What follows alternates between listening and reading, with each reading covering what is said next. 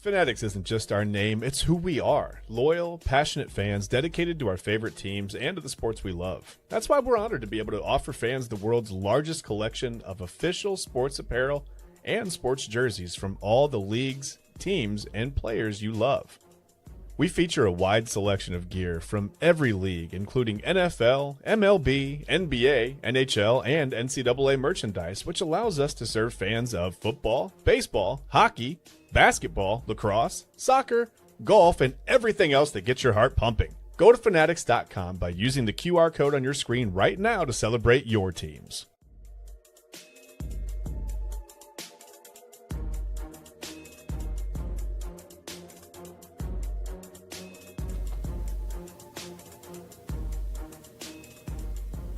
And welcome in to another episode of InsideEdge Primetime, mixed with a little Cavs postgame for Game 5, and you found the place to be. This is the InsideEdge Network. I will not introduce myself first because I was taught as a young child to not be rude to other people. I'm going to introduce to my right, Kyle Cornell. He has some questions, as you see in the subheader. You got him on the Side Hustle Wrestling Podcast with AA Anthony Alford. And if you tuned in last night, and if you didn't, I'll let everybody know. Unfiltered with Kyle Cornell, Monday through Friday, 5 to 6 p.m. here on the Inside Edge Network. Happy to have him. And also, my co-host, my bro, I see him every day.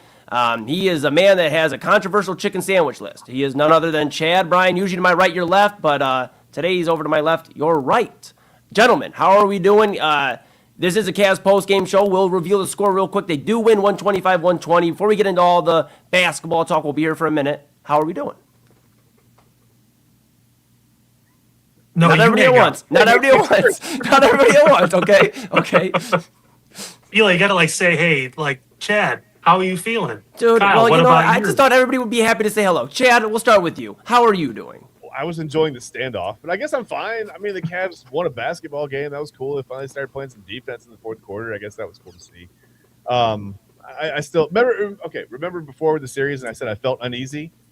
Yes. I don't feel better. I still feel uneasy. Fine, I guess. All Kyle, right. you go now. That's your turn. How are you? Kyle, we're handing the baton off to you. How are you feeling after the Cavs' victory in Game 5?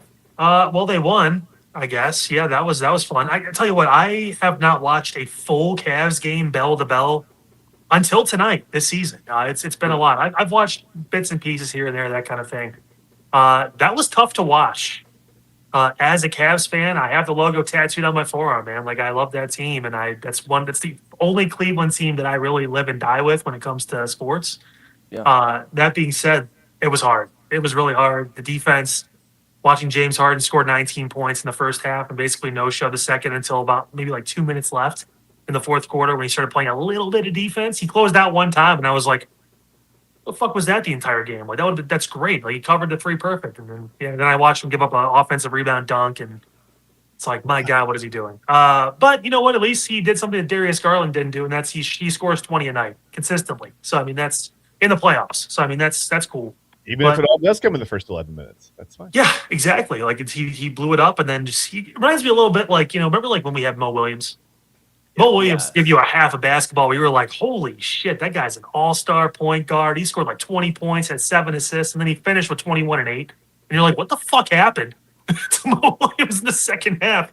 Well, that's what James Harden, except he's about 4 inches taller. That's pretty much what you get. So, yeah. And I think I think the other thing too, guys, it's kind of wild, right? Because I was watching the game with Papa Moon here at the house, and we were just. Oh, I heard him in the background. He was pissed. And it takes a lot for Papa Moon to get pissed. No, it doesn't. It depends. It depends. But here's the thing: we're watching the game, and you would have just thought we were the series is over if the Cavs lose this game, because that's really how it felt, guys. It was. It was heavy. Yeah, because to go to Toronto in Game 6, they had no luck in Toronto, Games 3 and 4, and I just was frustrated with this team, guys. I really was. The lack of front court presence, they are just getting bullied. Jared Allen, Evan Mobley, and James. You brought up James Harden, but I think the big thing here, is not James Harden and the lack of time. I guess it's just if the front court would produce, if Jared Allen would be the big that he was in the regular season, that when guys were talking about, and the league was talking about him being one of the best bigs in the league, I mean, it's getting to a point where this guy just becomes a completely different player in the playoffs, and it's not a one-off anymore. It is a trend. It is a trending thing that, since he's been in Cleveland and in the playoffs. And then you look at, Evan Mobley. This should be a personal series for Evan Mobley. Scotty Barnes, Rookie of the Year over him. They are in the same draft class, clearly.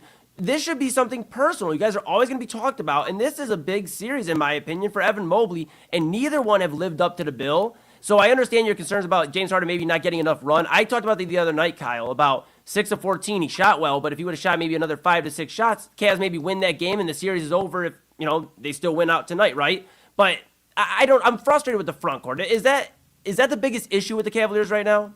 You want to watch some really funny video and highlight footage? Watch R.J. Barrett dominating Evan Mobley in the post. Multiple dimes down the court. I noticed this immediately. A little shoulder. Mobley's 3 feet out of bounds, and R.J. Barrett's got a layup. It was bad. And Barrett's a 2-guard. I get it. He's a tall 2-guard. He's 6'5", 6'6". He's strong. But Evan Mobley, almost 7 feet, and a defensive player of the year should not be getting pushed around by a fucking 2-guard. Bad. It wasn't it was one time too. It was 4 times he went down, and RJ Barrett just said, "Get the fuck out of the way," and just laid it up nice and easy. It's dude, you're getting killed. The lack of physicality. You saw a little bit from Jarrett Allen throughout the game. Defensively, offensively, it was hit or miss like normal when it comes to Jarrett. Yeah. But I mean, Evan Mobley just got fucking rocked. It was rough to watch, man. I'm sorry. It's really hard to see that guy after last season and the progression on the offensive end, especially, kind of become like Chris Bosh light, but at least Chris Bosh played, first team type defense. This dude is just, he disappears for long stretches, and it's easier when you've got 2 guards hog the ball like Mitchell and Harden do. James Harden at the end of the game should not be in the game. I'm going to stand by that at this point. If it's a 8-point game or if it's a 2-possession game, get James out, because he is going to hold the ball. He's going to flail up some stupid ass mid-range shot because he doesn't have a step back 3 anymore consistently that deep in a game. And then they're going to give up possession because he's not going to run back, and they're going to get an easy transition layup and make the game closer. That's where you need Sam Merrill, or you need one of those guys, one of the younger guys, to come in and just be able to use their legs and spread the ball out and run your actual offense more. I've never gotten why teams do that in the last 30 seconds, minute, whatever it is, when you're up by 5, 6, 7, 8 points. Oh, let's hold the ball. Run your fucking offense. Because the other team's going to be overplaying so much. If you run the proper play, you'll get an easy layup, and you'll extend your lead even more. And then you can walk back because they have to take the ball out of bounds instead of a turnover or a missed long rebound that goes for an easy fast break dunk or layup. I don't know why coaches tell superstars to do this. If they do, I would have pulled his ass right away and shaved his beard on the sideline for everyone to watch. It's ridiculous. You can't. He almost cost them the game twice in the last minute by turning the ball over and taking stupid, ill-advised fadeaway mid-range shots when he's got 3 teammates open in the corner. Yeah. What are you doing? You're going to cost the team the game. Him and Dean Wade did one of those fadeaway stupid shots too. It's dude, just because you wear 32 and I love that number does not mean you should be pulling that kind of shit. No. Know your role, shut your mouth, hang out in the corner, and get some rebounds and play defense. You're not. The ball should not be in Dean Wade's hands in the last minute to hit a shot. Sorry. Yeah. And Chad, I'm curious. We did see a little bit more of a Max Strus effort from the Cavaliers in terms of getting him more minutes on the floor tonight, trying to maybe not play as much Dean Wade, because it seems as the series has gone on, he's struggled more and more. You had that early great defensive effort on Brandon Ingram, but since then it really hasn't been enough to really write home about. He missed a shot that could have got him to 4 right before halftime. A really good look from 3, and a lot of the Cavs 3-pointers most of this postseason so far. They've been a lot of clanks, so it just wasn't good. What do you have to add on this front court, or just this team and overall, what you seen tonight? I mean, it feels like conditioning is a problem. I wondered out loud before we started, why do they not play defense for the first 3 quarters, right? And then you can watch. Something that Kyle said. You can literally watch James Harden's legs leave his body. He has 0 legs in the fourth quarter. All of his shots are coming up. They're all front rim. He has no lift at all. He has no quickness. He has no first step in the fourth quarter. Like you said, you might as well take him out at that point. Yeah. Get him a rest. Take him out. Let him rest from, I don't know, take him out with 4 minutes to go in the third quarter. Let him rest until 8 minutes to go in the fourth and put him back in. Get him some significant time, because, and I know, I get it. He's been in the league for 17 years. He's been in the playoffs 17 times. He's played a ton of games. There's a lot of miles on those legs, man, but they were done in the fourth quarter. Chad, especially when Dennis Schroeder is playing like he did tonight. He played out of his fucking mind. Like he was Dennis Schroeder. Yeah, I was going to get that. Like you need that kind of guy in the playoffs, a gritty defender who can make some big shots because he's got experience. One of the things Eli loves so much. You have to be at least 12 years in the league to be a veteran, right, Eli? But that's beside the point. Easy, pal. Continue. But that was the best trade they made. Like I told you guys the other day, if they would have just traded for a Schroeder and Ellis and got like a Walker Kessler or something like that inside, like this team would have been good enough with what they had. They didn't need Harden and all that stuff. But you like Harden because he's consistent, at least in the first few quarters, and he'll get you some points early on. But the thing I talk about too is turnovers, man. Like this team is not taking care of the basketball whatsoever the past 3 games, and they got lucky tonight as far as being able to overcome those points off turnovers. But I'll tell you what, man, it was bad. Like they were. How many points did Toronto get? Like almost 30 points off turnovers. 28. Yep, 28. Yeah, points off turnover. That's usually a death sentence for any team in the NBA. Yeah, like it was bad. And Harden, I think, he's got to be averaging 6-7 turnovers a game now. Yeah. Like it's like, man, you're going to have the ball in your hands. You're going to be the pseudo point guard. You cannot do this, especially in the playoffs, because once you start playing teams a little bit further down the road that don't have, or they have more of the experience than Toronto does, because Eli, you do have that correct. This team in Toronto doesn't have a lot of playoff experience together per se. But like when you face a New York team, a Boston team, even an Orlando team, if they can take out Detroit, tell you what, Orlando, that's a nightmare for the Cavs because that was a 7-game series, last year, I think it was. And that was a tough series. Orlando's a really tough out because of how they play and their length. And they're physical. And that's the one Achilles heel the Cavs you're going to run into with any team you play in the playoffs now. Every team is playing physical. And when those big guys, like Eli said, that front court is not playing as well, and James Harden's turning the ball over, trying to throw cross-court passes behind the three-point line to a top in the fucking top key corner, like that's a bad idea for any point in time in a basketball game, let alone in playoff basketball. Like you just can't do that.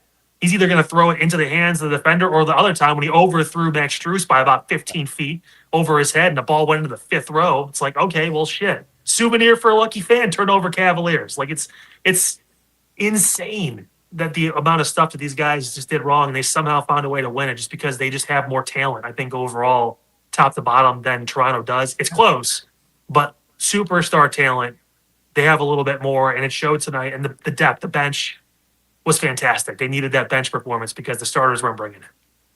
Chad, I'm curious. They struggled so much in Toronto, games 3 and 4.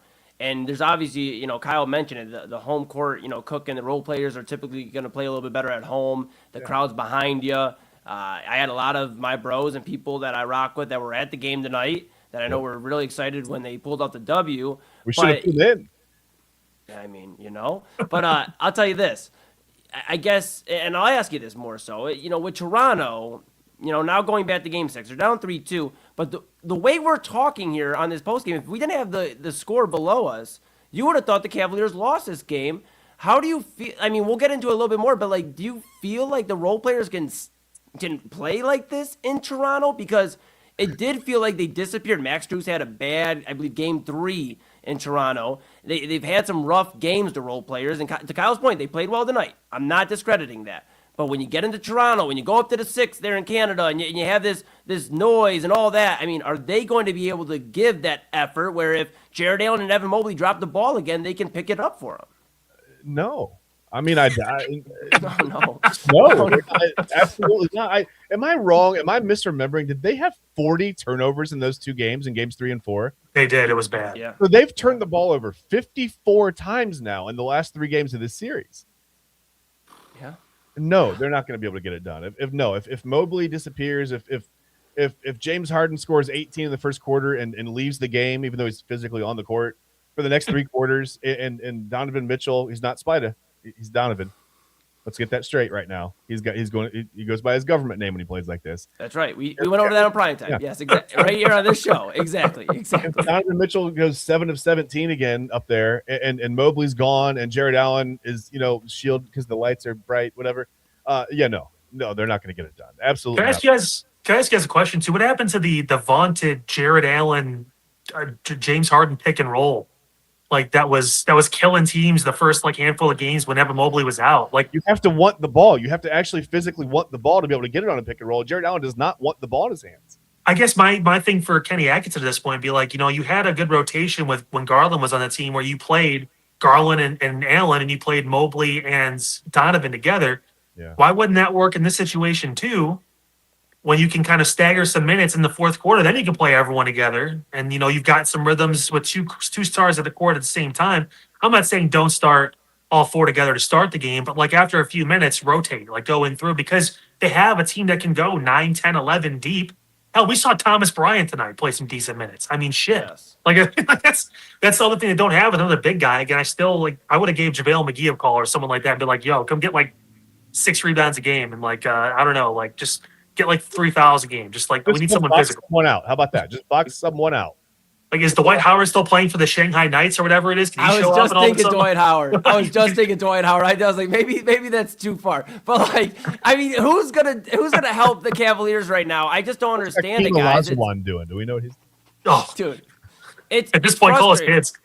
It's frustrating though, fellas, because it's like we should be happy about a Game 5 win. We're one win away, from going to the second round against, Kyle, you highlighted earlier, Orlando, more than likely. Losing 5. I mean, okay.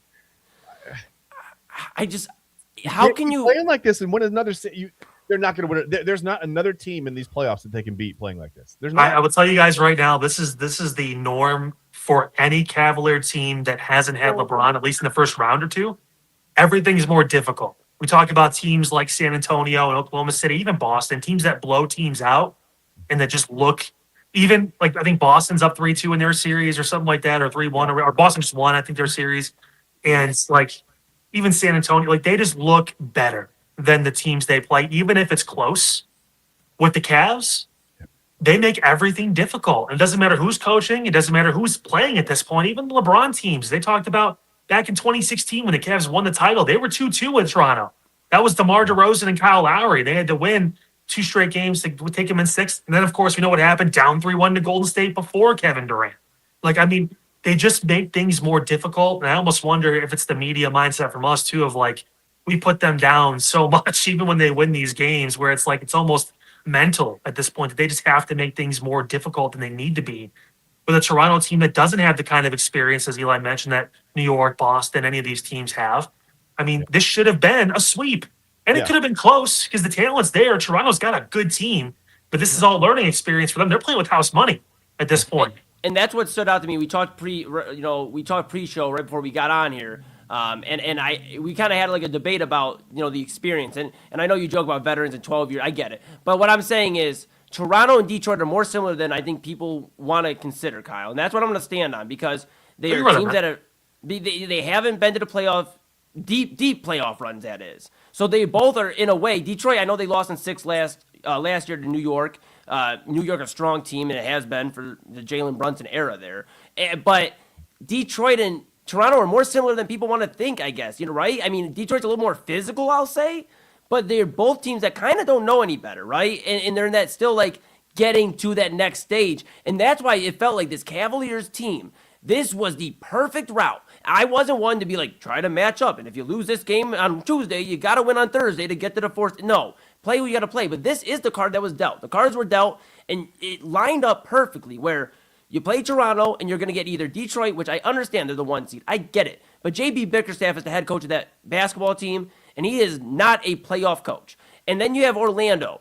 And I guess out of all of them, Orlando would be who I'd be worried about the most. But here we are, talking about a Game 6 in Toronto, where if you have listened for the last 20 minutes since we've been on air, you would think that we are already prepping for our Game 7 coverage. That's how it feels. I am mentally getting ready for that game, yes. I mean, yeah. You need your superstars in those moments to step up, especially on the road in the playoffs. And I can only speak to my experience, too, when I played road games or whatever it was.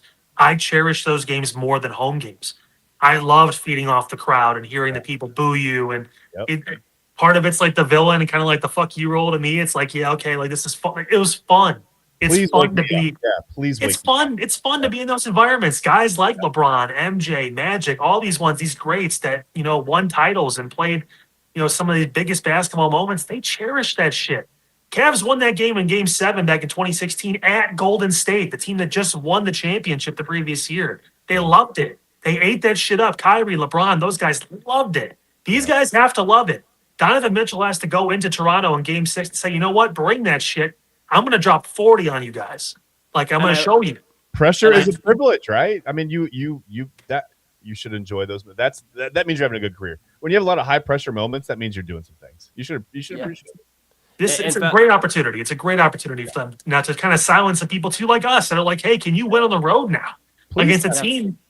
This thing that Eli mentioned too about a team that doesn't have a lot of experience and they're younger and all that stuff. Those are kind of the more dangerous teams. Like, with New York, you're going to get a battle. With Boston, it's going to be tough. Like, some of these teams that have won or have been deep into the playoffs, they have the experience. They're ready. They're going to roll with the punches.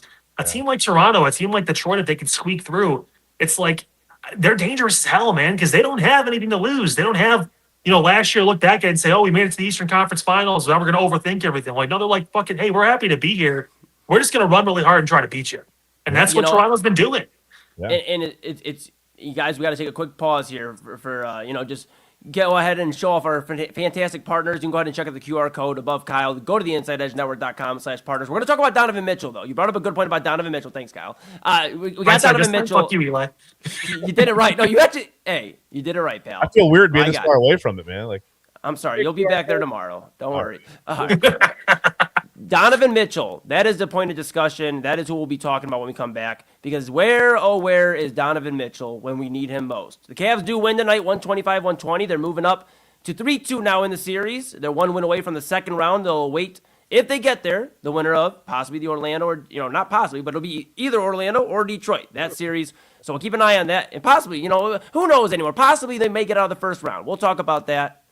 And I have something that no matter what happens in this series, I think the Cavs should do this offseason. So stay tuned for that. Absolutely. Kyle's got some strong takes. If you've watched the pilot episode of Unfiltered with Kyle Cornell, then we're going to have some strong takes. We got Kyle's take. We got Donovan Mitchell talk. Chad might review some more chicken sandwiches. We got a whole lot coming up here. Yeah, we got time to do this bullshit. I got a bunch of delivery orders coming right now. Man. No, Amazing. Nobody delivers out here, man. I'm way out in the country. Single-handedly fund DoorDash in Cleveland for the next number of days. Right. If you're enjoying the great content, we are off to a great start. We're having fun with you. We appreciate you, whether you're East Coast, West Coast, wherever you are. Thank you for choosing Inside Edge Network for this Cavaliers postgame. We're here with you until 1 a.m. We got a very special edition. We got postgame and then Inside Edge Primetime, a little abbreviated. Chad and I will get to Way Back Wednesday at some point. And then Midnight Run with Anthony Alford. If you watched yesterday's show, it got unhinged. I had to talk to Double A. He's the program director. I had to talk to him and say, hey, dude, got a little unhinged. What the fuck is that guy doing? What is his deal? Dude, I don't know, man. But, we love him. He'll be on at midnight. This is one continuous stream. You don't have to go anywhere, and I'd advise you not to go anywhere. A lot of talk about the Cavaliers after this. Kyle Cornell, Chad, Bryan, Eli Moon. We're back right after this.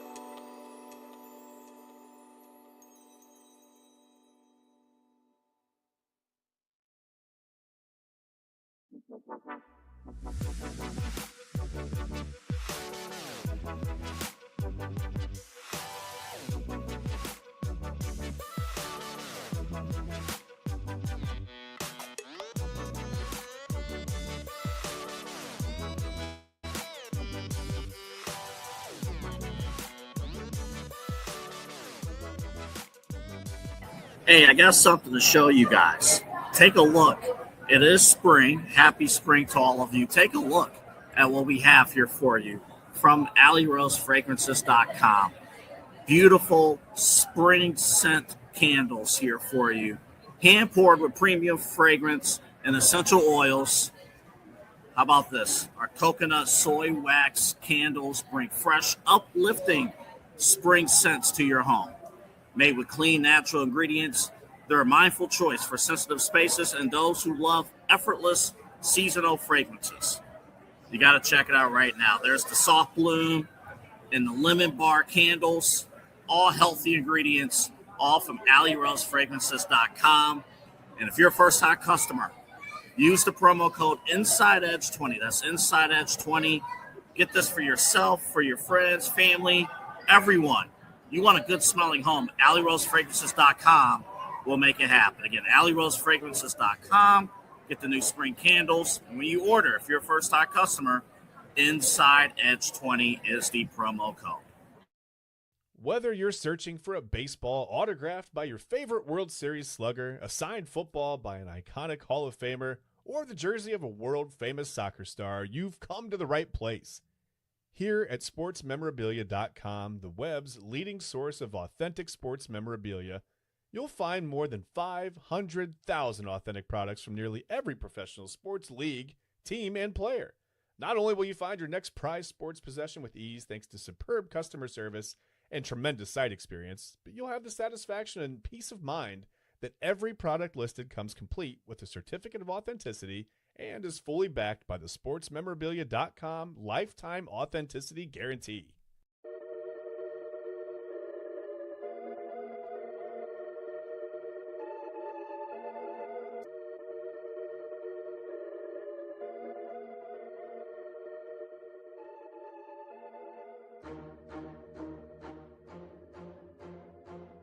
And welcome back to the Inside Edge Network.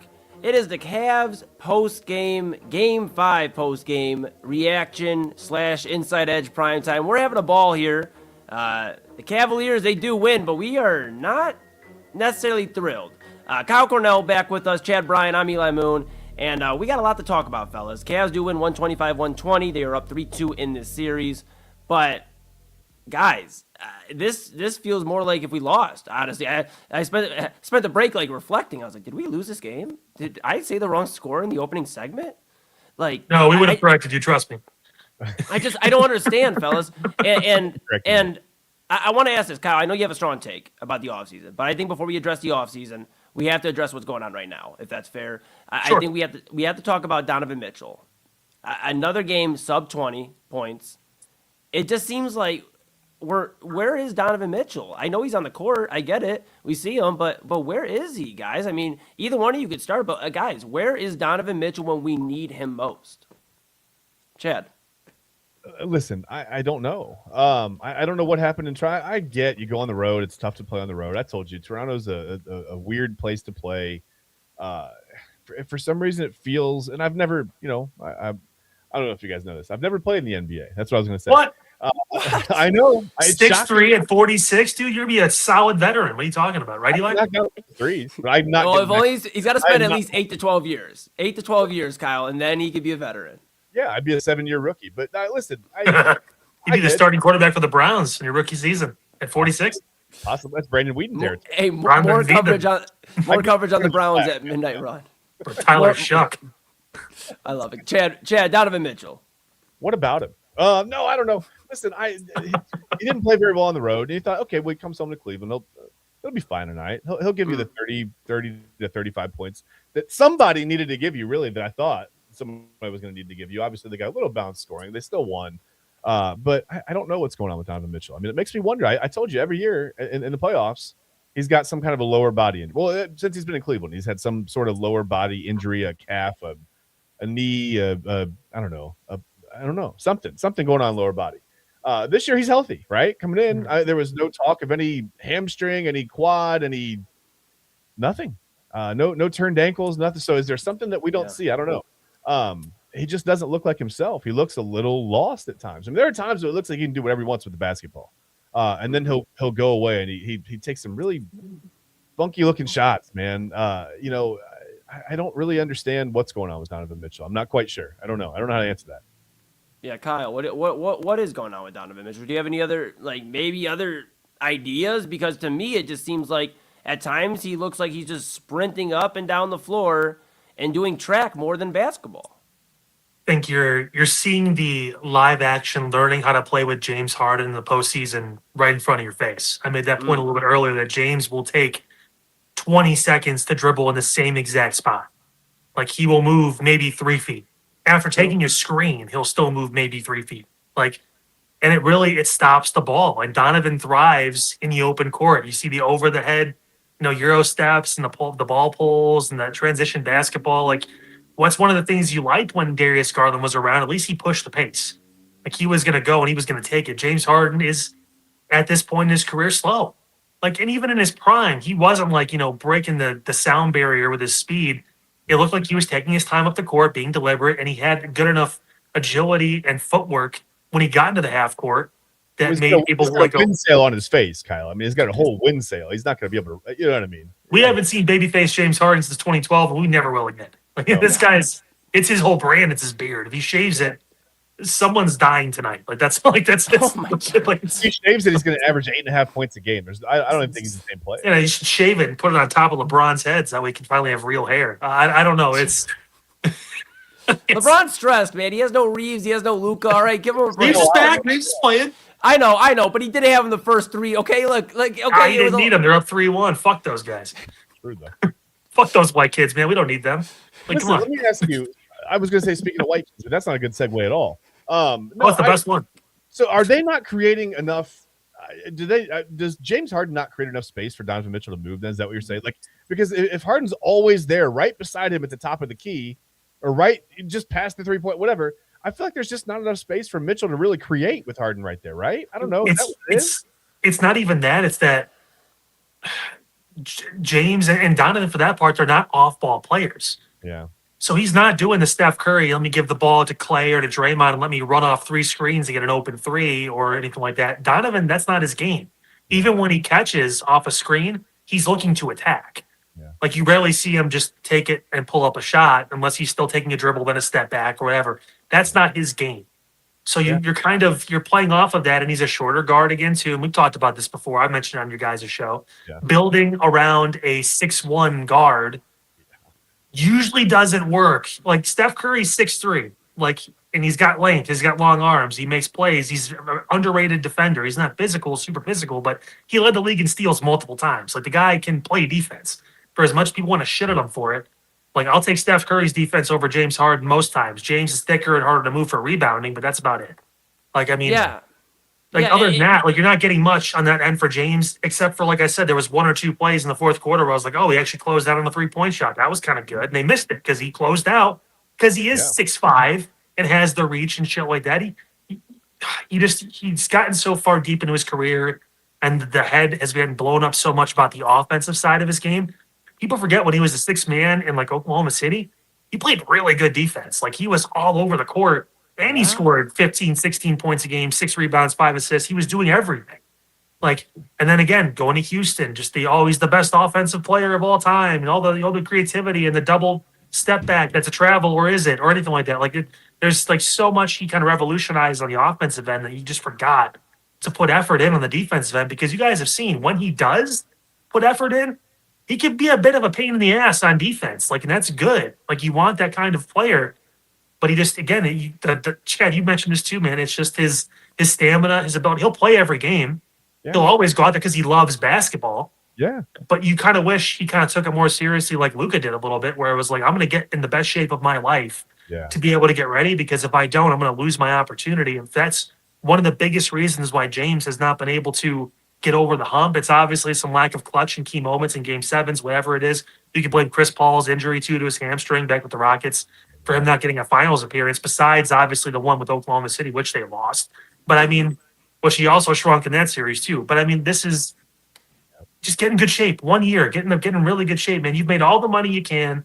It's got to be about winning now. It's why you wanted to trade to this team. It's why all these players want to come play in Cleveland, because they win 50, 60 games a year now without LeBron. So, like, this is a thing where you need to step the fuck up and carry your own weight the entire game, not in the first quarter, not in the first half. If you want the ball in your hands in the last 30 seconds, you got to be able to do something with it, not fuck around and dribble 2 feet and pull up a fadeaway mid-range shot, hit front iron, and then not get back on defense. With a late lead. Yeah, with a late lead, I get it. You want to use some clock, but is it not better to take an open shot with 8 seconds left on the shot clock than it is to dribble it until a half a second and throw up a 40-foot three? Like, is that not the better plan? On your fucking offense. They have a good offensive plan. Kenny Atkinson was brought in because he has offensive schemes for a team like this. Run your fucking offense. This is not an ISO team. Run the offense through the post again. I mean, you've got the size advantage down there half the time. Run the offense back through the post. I mean, But the problem is there's 2 things that stand out to me, fellas. And Kyle, I know you have an offseason idea plan for the Cavaliers. We are going to have to take a quick break here in just a second. We're going to save that for the final segment of this post-game show because I'm very curious, and I know it's going to be Chad had a chicken sandwich controversy yesterday. I don't know what we could get here tonight. This is not controversial. Trust me. This is going to be very – I think a lot of people may actually agree with this. And Eli's changing the lower thirds now. That certainly wasn't me, bro. I think we have a ghost in here. Yeah, I don't know. But regardless, we'll rock with it. Here's the thing, guys. I don't trust either guy, Donovan Mitchell or James Harden, when it comes to the toughness. Or, excuse me, shooting. The toughness for sure, but shooting the last shot. We keep talking about the last shot. Shooting the last shot. I don't trust either one of these guys right now to do that. And I don't trust the toughness, to go back to that, of this team. So I think I get they're up 3-2, but it doesn't feel like all right, we're about to go, call blouses in Toronto. This is over in 6. No, this is like, more than likely, we're coming back here Game 7. We'll have the coverage on Main Event on Sunday, and I'll probably be mad, okay? And that's what it's feeling like. That's what it's feeling like. They're going to win the series, but again, it's indicative of there needs to be some changes this offseason. Yeah. I cannot wait to tell you guys what I have in mind. Yeah, absolutely. And Chad, I don't know who's out here. If we have a ghost, I know you like ghost stories. I love it. Which one of you is Christy? Which one of you is Autumn? I'm confused on what's happened on my screen. I'm Kyle.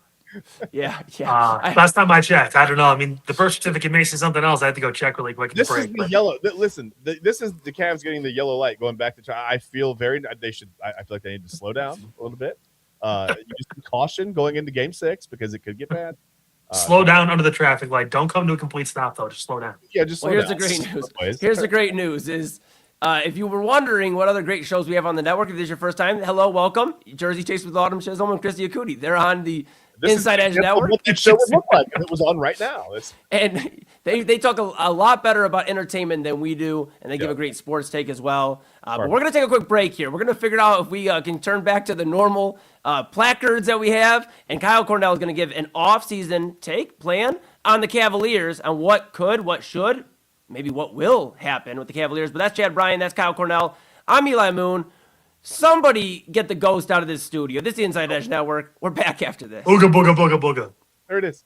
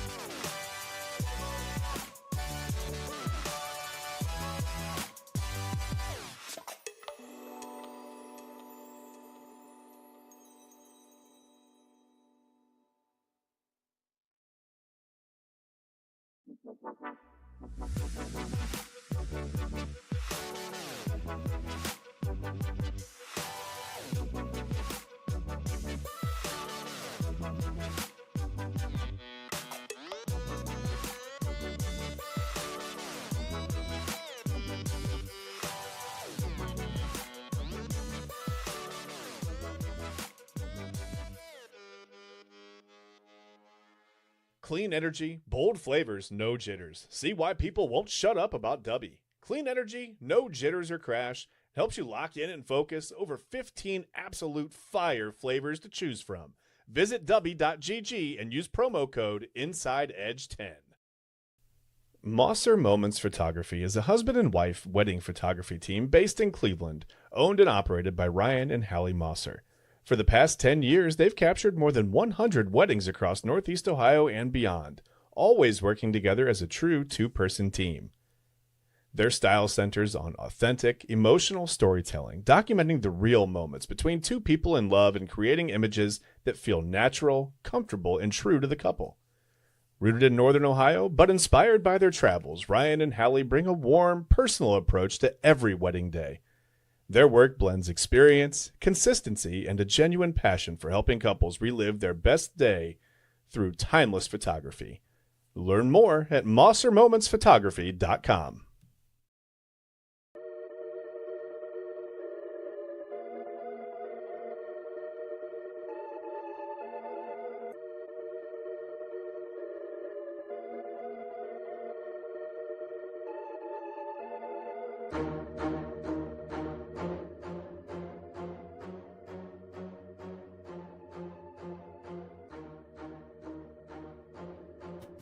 And welcome back to the Inside Edge Network.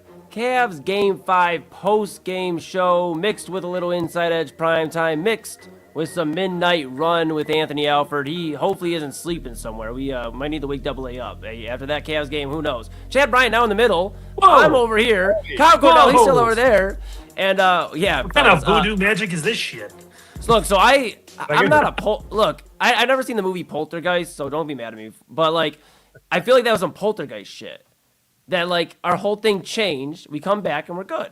Hey, Eli, watch your fucking mouth, bud. Oh, yeah. Okay, my bad. All right, I'll put it in the swear jar. Poltergeist, but you haven't seen it. Wouldn't even hit. What are you doing? Oh, my God. I'm such a hypocrite. Anyway, go on. All right, so we're back. Cavs beat the Raptors 125-120 in Game 5. A rough one, if you ask any three of us, because it's not a matter of, okay, yes, they did win Game 5. We will, for a moment, say, good job, Cavs. But a lot of stuff that was alarming tonight. We talked about the toughness or the lack thereof of the team in the front court and the disappearance of the core four for the most part. I mean, they all seem to have their own significant issues. And, yeah, we talked about all that, guys. We have roughly about 14 minutes left. We'll again segue just into a little bit more Inside Edge Prime Time. We'll talk about NCAA. Kyle, you're more than welcome to stay, but if you got to hit the hay, we get it. But we're going to talk to the NCAA. They have some news with the NCAA tournament. We'll talk about that coming up. And then way back Wednesday, Chad went way back, and maybe he got that ghost. But he went way back, and we have some way back Wednesday, and we'll prime you up for a midnight run. Yeah, yes, sir. But Kyle Cornell, you know what? Without further ado, you said you have an off-season plan. I'm willing to hear it. Chad, are you willing to hear it? I am more than willing to. I've been excited for this for the last. He's willing to hear it so much he's muted. I love it. Kyle, the floor is yours. I'm closer now. I can hear it better. That was funny. I don't even think he's doing it on purpose, too. That's the sad part. No, this is I look at the makeup of this team, and I look at Evan Mobley, and I see the lack of growth from the position that we're kind of valuing him as that centerpiece, and we're trying to line this up with Donovan's window to win a championship. And it seems like the moves being made have been catered more to get Donovan Mitchell to re-sign as opposed to looking at Evan Mobley's full potential. So I propose the Cavaliers going all in for Giannis Antetokounmpo this offseason.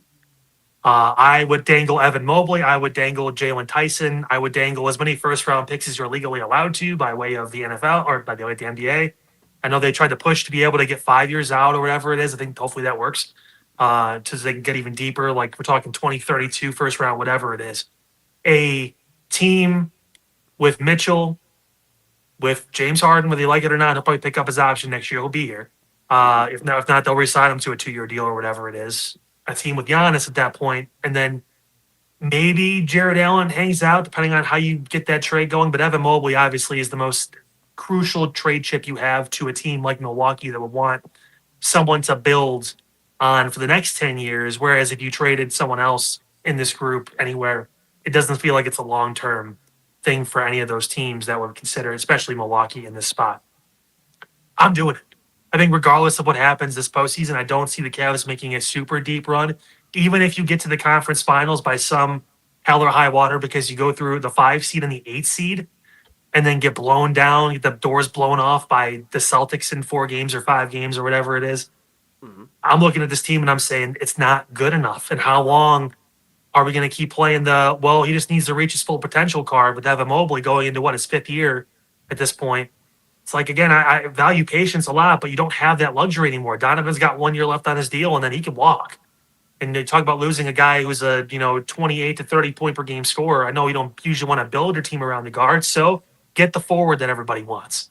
And Giannis, who's 32, 33, but his game and his play style will last. He's just too damn long, too damn physical, and takes too well care of himself to not still be good for probably the next 5 to 7 years.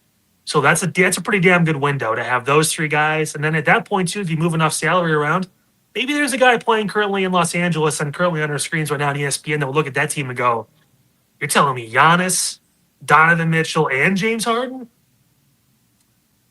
Maybe I will take the minimum and go over there to Cleveland, or I'll take a mid-level and say, fuck it, play my last year for the Cavs. Maybe they'll sign Bronny, too. Who knows? He'll be a free agent. I mean, you'd sign him for a couple million, and that's going to be – they'll have the cap room to do that. I think that's what they have to entertain, barring some sort of miracle run to the finals where they win it or they somehow can take either San Antonio or Oklahoma City to 6 games or 7 games, which, let's be honest, if they get there, they're going to breathe such a heavy sigh of relief, they're going to get fucking swept. I mean, that's just this reminds me a lot if they get there of the 07 Cavs, where it's like they probably shouldn't be there, and it's going to be really evident once they fucking start playing those games. But, like, with a little more talent overall than that team. Again, when your second option is fucking Eric Snow or some bullshit like that. Like, hey, this easy. is what you got. No Eric Snow slander here on this evening. Oh, right? Believe me, it's fucking snowing hard in this apartment. I'll tell you what. Listen, I'm not moving against it. Yeah, and here's the thing, man. Kyle, you're not going to get any arguments out of me and Chad and I. We have been we whispered the name Giannis before the deadline because we didn't want to say it too loud just in case he got here. We want to make sure we didn't want to jinx it. But we have been absolutely talking about it here on Inside Edge Primetime. We're in full agreement with you. Giannis is the right move. He's disgruntled in Milwaukee. He wants to go somewhere. The only way, yes, you hammered it home. And Chad, I'm curious your thoughts, but Kyle, you hammered it home. Donovan staying here in Cleveland is very dependent on what the Cavs do this offseason because we've kind of talked about it here. Barring some absolutely surprising run, they're probably going to have to make some changes to this roster. I mean, some big changes. We're not talking, not signing your 8th or 9th guy on the roster. No, we're talking some big changes, folks. And I think Chad and I and I don't want to speak for Chad before he speaks, but I think that I think Giannis is the right move. I'm glad you answered it before I even brought it up. I was going to ask you, does that entice and do you want LeBron James? But I'll kick it over to Chad first and then swing it back to you as well before we get out of here for the post game. Like I said, more than welcome to stick around for our NCAA talk. We're sticking with you folks for the next 3 hours or 2 hours now till 1 a.m. with Midnight Run coming up at midnight with Anthony Alford. So, Chad, what are your thoughts on Kyle's proposed offseason plan? I agree 100%. I think Giannis is the move. I don't know that it's necessarily going to happen. I think they should try with everything they have. You don't get LeBron. Well, okay, you might get LeBron here, but I don't think it's a good move to bring LeBron in his 23rd, 24th, 59th, whatever he is. Is he a veteran yet? Do we know? Is he considered a veteran? Listen, fellas. All right. Is it just me? Or the only reason why I can't hear Chad is that I don't know. Can you not hear I me? can hear him loud and clear. Hey, as long as you can. I just won't be able to. Okay. I'm gonna read lips. So specifically, Kyle, I'm asking you. No. No. I think. Do I know sign language? No. I think it's a good idea. I think. Listen, you don't want to bring LeBron in here as the centerpiece, right? A 43-year-old, 44, whatever LeBron as the centerpiece. I think if he comes in and he can distribute and work around Giannis and Donovan Mitchell. Whatever. And I think you maybe give Evan Mobley a little bit of room to go somewhere else and develop into whatever we thought he was going to be, which is a player. I think kind of like Giannis, right? Like we expected Mobley to develop into this unicorn type player, this top 5 player in the NBA. It hasn't happened. I don't know if it's the Cavs system or roster holding him back right now, but it's not working, right? I mean, we see this team; they're not going to get out of the second round again. They should win this Toronto series. They should. I'm not saying they will. It could still go 7 and end up very badly, but they should get out of the first round. I don't know that they'll get out of the second round, and if they don't, yeah, I think you have to you've got to make a decision. You got to go all in on Giannis. And if that doesn't happen, I think you almost have to consider blowing this thing up. You can forget about LeBron coming back. I told you earlier, Eli, he's not coming back to a team that's going 20 and 62. Would you? I wouldn't. I mean, he's already said he doesn't like the city, basically. You know, he's not going to Memphis. He's not going to Milwaukee. He's not coming here. So I don't know. I for some reason, I just keep seeing Giannis ending up in New York. I see him as a Knick. I don't know why. I think that's going to happen. I just think that's the move. I think that's what's going to end up happening. But I think you got to go all in. I think it's a great idea to go all in and try. And if not, I think you're almost forced to think about blowing this thing up, unfortunately. And my final question to you, Kyle, before we get out of here, a great analysis from both of you here on the Cavaliers. I mean, it's kind of a mess right now. Is Kenny Atkinson's job safe? I hate doing this with any coach in any level just because it's easy to say, oh, he's not getting the job done. He's not doing this. He's not doing that, whatever. What's the better option?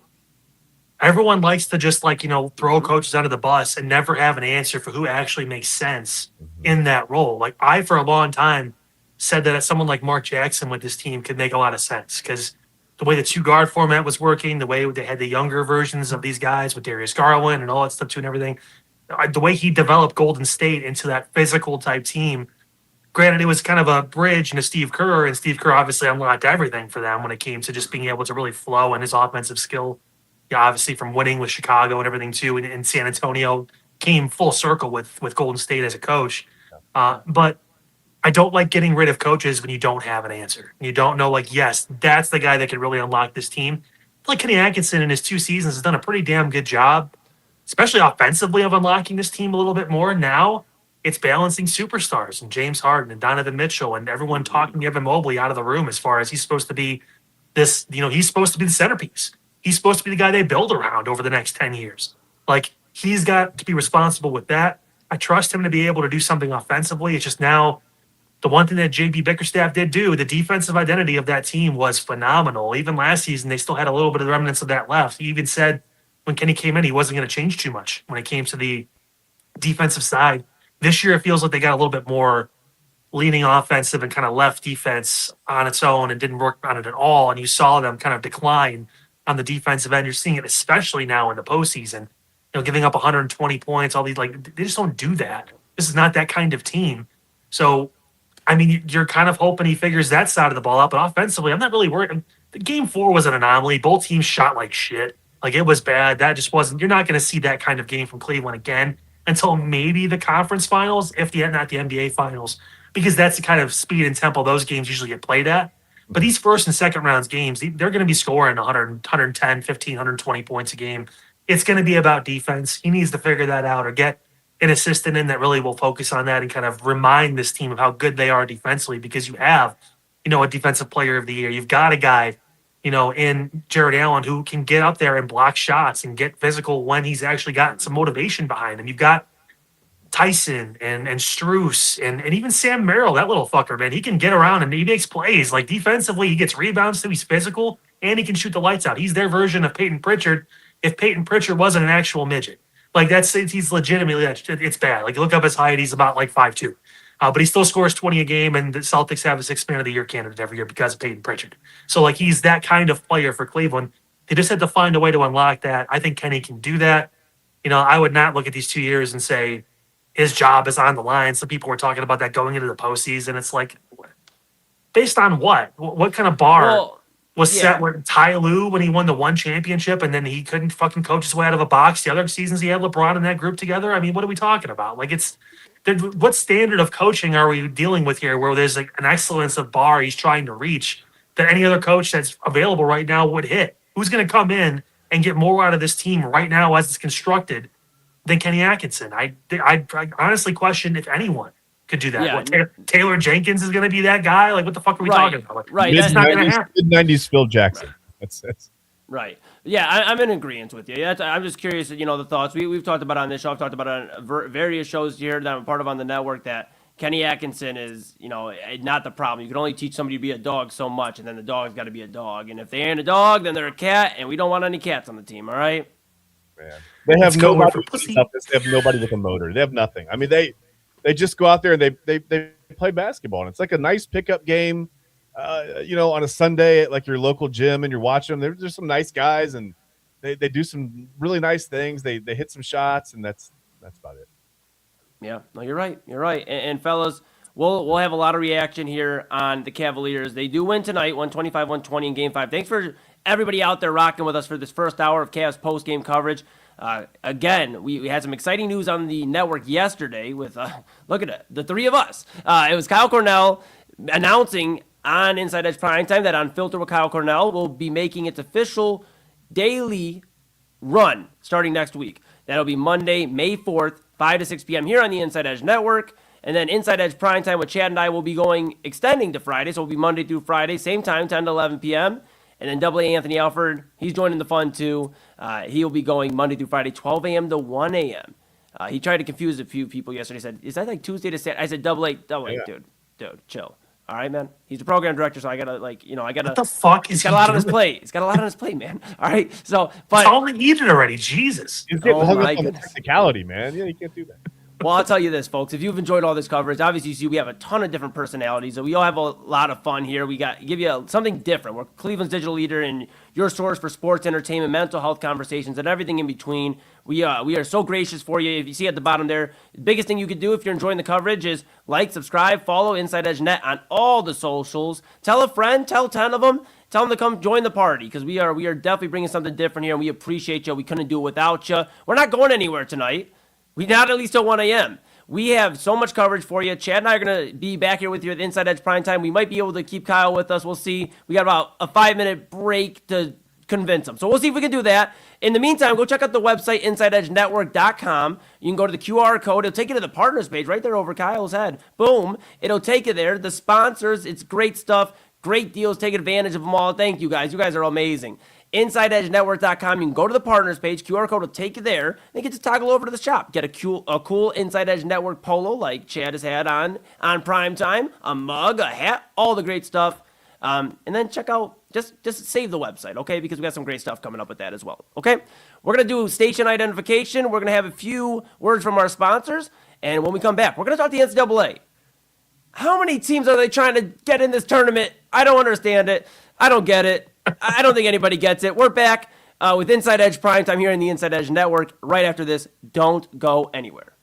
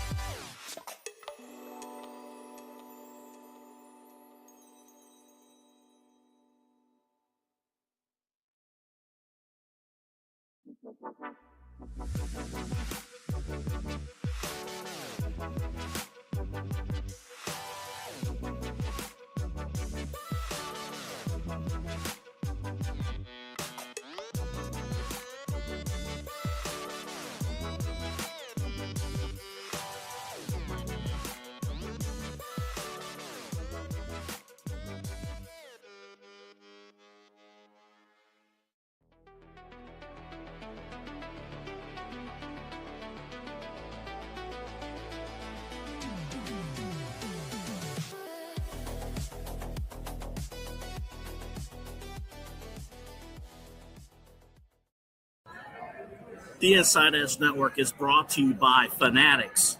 Fanatics isn't just our name, it's who we are. Loyal, passionate fans, dedicated to our favorite teams and athletes to the sports we love.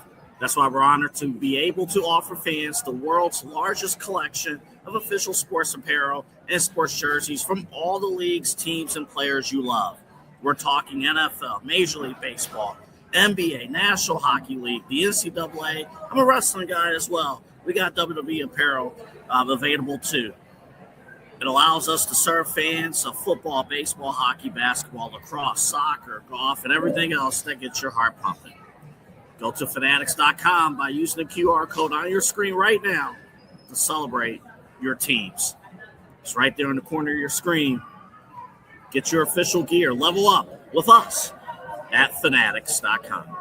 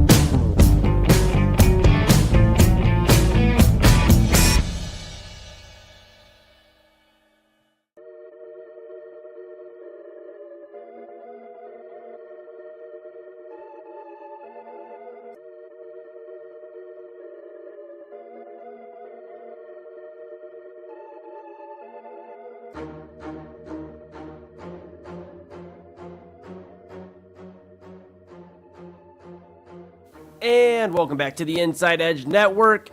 From Cavs postgame Game 5 reaction, they win 125-120 over the Toronto Raptors. Though the tune we were singing was not necessarily a sweet one, it is now officially time for Inside Edge Primetime, a very abbreviated version, and we were able to convince him to, I don't know where he's at today, but it's Chad, Bryan, and Kyle Cornell. He's in the middle, there he is. Chad, Bryan, and Kyle Cornell joining us. And I am Eli Moon. If you were with us the first hour, like I said, we talked Cavs. They did defeat the Raptors, but there's a bigger issue with this team. We're not really worried about first-round matchups anymore in Cleveland. We're worried about getting back to a Larry O'Brien trophy, and it seems like we're further and further away from that than we were 3 years ago. I'm having a bad hair day. I'm having a whole lot of things go on. We convinced Kyle Cornell to stay, though. Fellas, we're in hour number 2. How are we feeling? Kyle, we'll start with you. There you go. Now he's leading. He's hosting. It's great to see. Feel great. We will decide here in the next couple seconds if I can still not hear Chad. So that's going to be fun. But no, just excited for the next, half hour or so programming. And I guess college sports, basketball is doing some more crazy shit. So that's going to be fun. No, I'm kidding. I was. Dude, I would have been so pissed. I was mouthing my words. No, I feel similar to the way that I felt about an hour ago when you asked me. Just about an hour ago. Yeah, I feel pretty similar.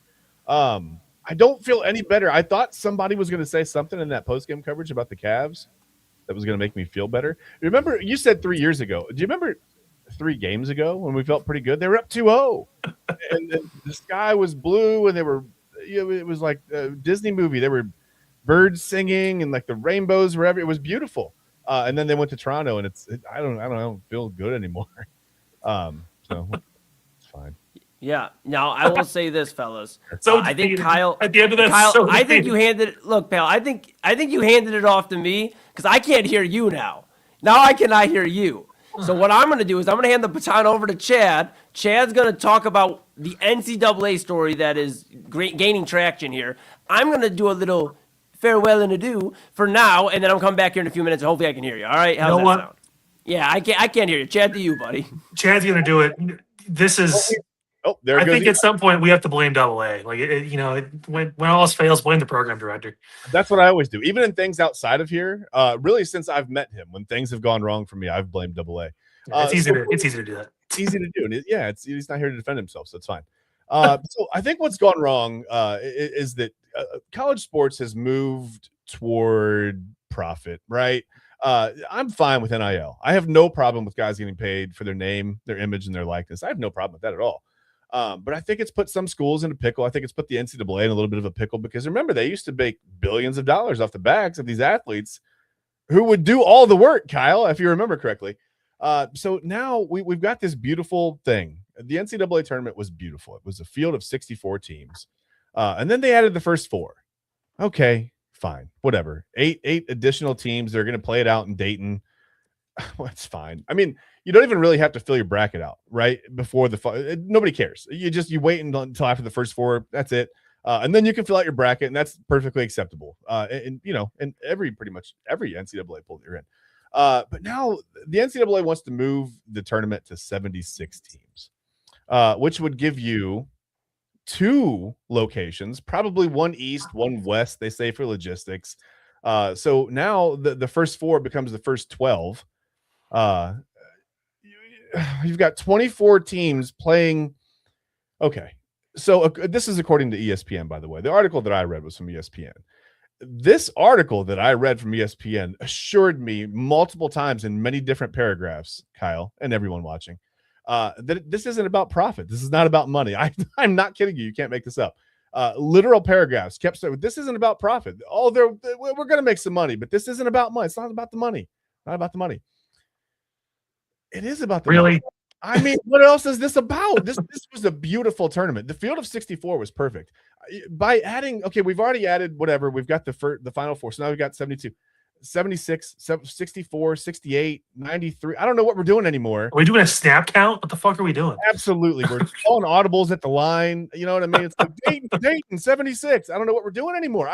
Listen, this is 100% about money. Don't kid yourself. This is about money. They said that this is going to help offset the cost. It's not about money, but it's going to help offset because they're losing money on the tournament. So what they're going to do now, I guess, they're losing money on one of the next biggest thing next to the Super Bowl in this country.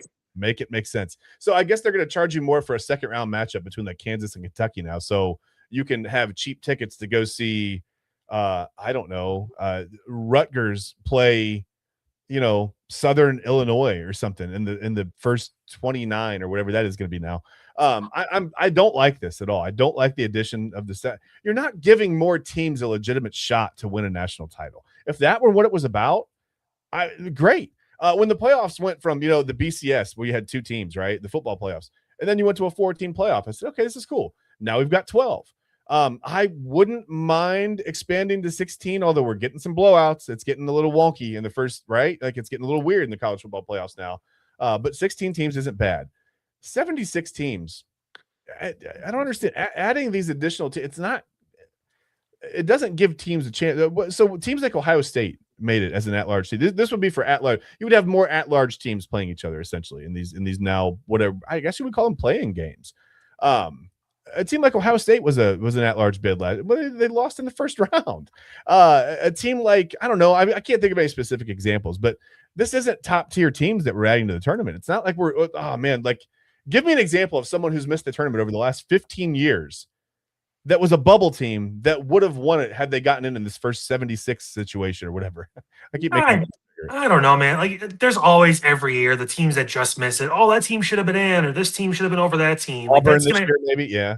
That's going to happen. Yeah, that's going to happen, honestly, every single season, whether you have 16 teams or a million teams in it. Well, the million and first team was better than the 998,000. Like, it's always going to be a thing, and there's always going to be a drive to want to get more money. And also, the schools that are in this too, they want more money. Let's be honest. Like, the individual schools. Like, if I'm, the first 4 out this past year, I'm looking at it like, well, shit, we would have been in. We would have made a little bit extra money to have to fly to here or there, or whatever it is, and gotten that tournament check. I mean, they're looking at that like, okay, this is. But it's not about the money. It's not. Oh, but it's not. No, of course not. No, it's multiple times. It's not about the money. It can be a little bit about getting more teams the exposure and a chance if you're going to give those mid-major teams and some of those teams that maybe don't have a shot. But if it's like, oh, Kentucky had an off year, they went 19-16, but now we're going to throw them in. Because now they're going to be the 74th team or whatever it is. That's a little different. It's like, okay, does Kentucky really need more of a fucking spotlight But if UC Santa Barbara goes 28-2 and they just miss out on winning the conference championship, I don't mind that team getting one of those first now 8 or 12 or whatever it is in, because maybe they wouldn't have had a chance to get into the normal tournament if they wouldn't have had that little bit of expansion. There has to be rules inside of the rules here. A team like Miami of Ohio, a team that could have possibly missed the tournament this year because they had one bad fucking game in the MAC tournament. Yeah. And even then they only lost by I think 2 or 4 points or whatever. It wasn't like this huge blowout. They just got beat by a team that was also pretty solid. It's like, well, so a team that goes 29-1 is not going to make it because of some bullshit. That's the kind of team that you're doing this for, you would hope, in the long run. But obviously, yes, it's a money grab. It's more games. More games equals more money to be able to be profitable from the NCAA. It's common sense. To write something different is kind of a slap in the face to just the average person who can read, write, that kind of shit. Right. It's kind of right in front of you, right there. It's like more games equals more money. That's why they've expended the MLB playoffs. That's why they've done all this stuff. They talk about having 18 regular season games in the NFL now and all that stuff. That's why they're going overseas and adding games. It's what they do. That it's more money. It's a business. And I was very critical of NIL because I was a college athlete at one point. I didn't get jack shit. Right. I was told, if you want to come back, you have to basically pay another 30 grand, and then maybe you get a partial scholarship. I was more of every student athlete should get a scholarship, and that's your NIL. That way you go to college for free, you get to experience that, and then maybe you get a little bit of stipend money to be able to go out and buy food, whatever it is, that kind of stuff. But these multi-million dollar deals, these kids are rolling up and fucking armored out HV2s or whatever it is, or some crazy shit. Yeah. I got fucking nowadays, Johnny Manziel would show up to A&M fucking driving a tank. He would just be like, fuck it, I got tank money, motherfucker. And he'd show up driving that shit into Kyle Field. It's just, you would get that, and you get that nowadays. These guys, I'm staying in college, like Dante Moore, who's saying he wants to stay in college because he obviously, I need more time to develop. You were going to be the number 2 overall pick, you smart ass. No, you weren't. You were a good game away against Mendoza from being the number 1 overall pick, possibly. But you're going to go back to college because they're going to pay you $8 million over the next year, and you don't want to play for the Jets. Let's just be honest with ourselves here and all this bullshit. It's a very different landscape, and it's all about the money. It's all about it. All about it. Yeah. And like I said, the NCAA has made billions of dollars off these kids' backs for I don't know how many years. I was also a college athlete. I actually had to quit a job in the student union at the school I was currently at. Well, not currently at the time, obviously, but I was told I had to quit a job because they were concerned that a booster could come in and grease my palms, right? Come in and eat some chicken tenders and give me $1,000 tip every week. I mean, that's, I guess at a larger school with more serious athlete, that's a thing that happens. But I'm at a Division III school. I don't think that's going to happen here. But whatever, they got to cover their bases, right? You got to make sure that nothing happens. Nothing goes wrong. Well, hey, I tell you what, if you got $100 tip at one point, Mark Emmert would have came to your house with a shotgun and threatened you to give half of it back, or you'd be dead. I would have voted 120 at that point. Yeah, it's I would have paid him more.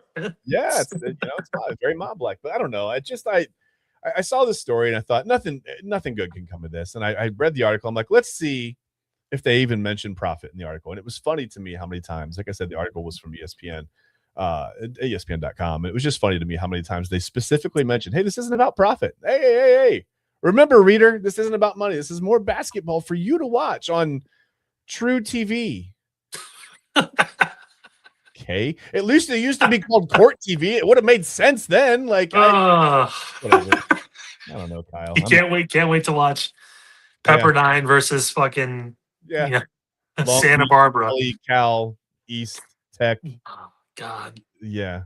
Versus Gardner Southern Southwest. Yeah, it's going to be great. Computers only school, whatever. I don't know. I'm not really sure. Is that enough words? I think that's enough words to get our. There has to be at least 15 syllables in the school for you to be able to make the first 4 now. So, or the first 14 or whatever it is. So, yeah, if you don't.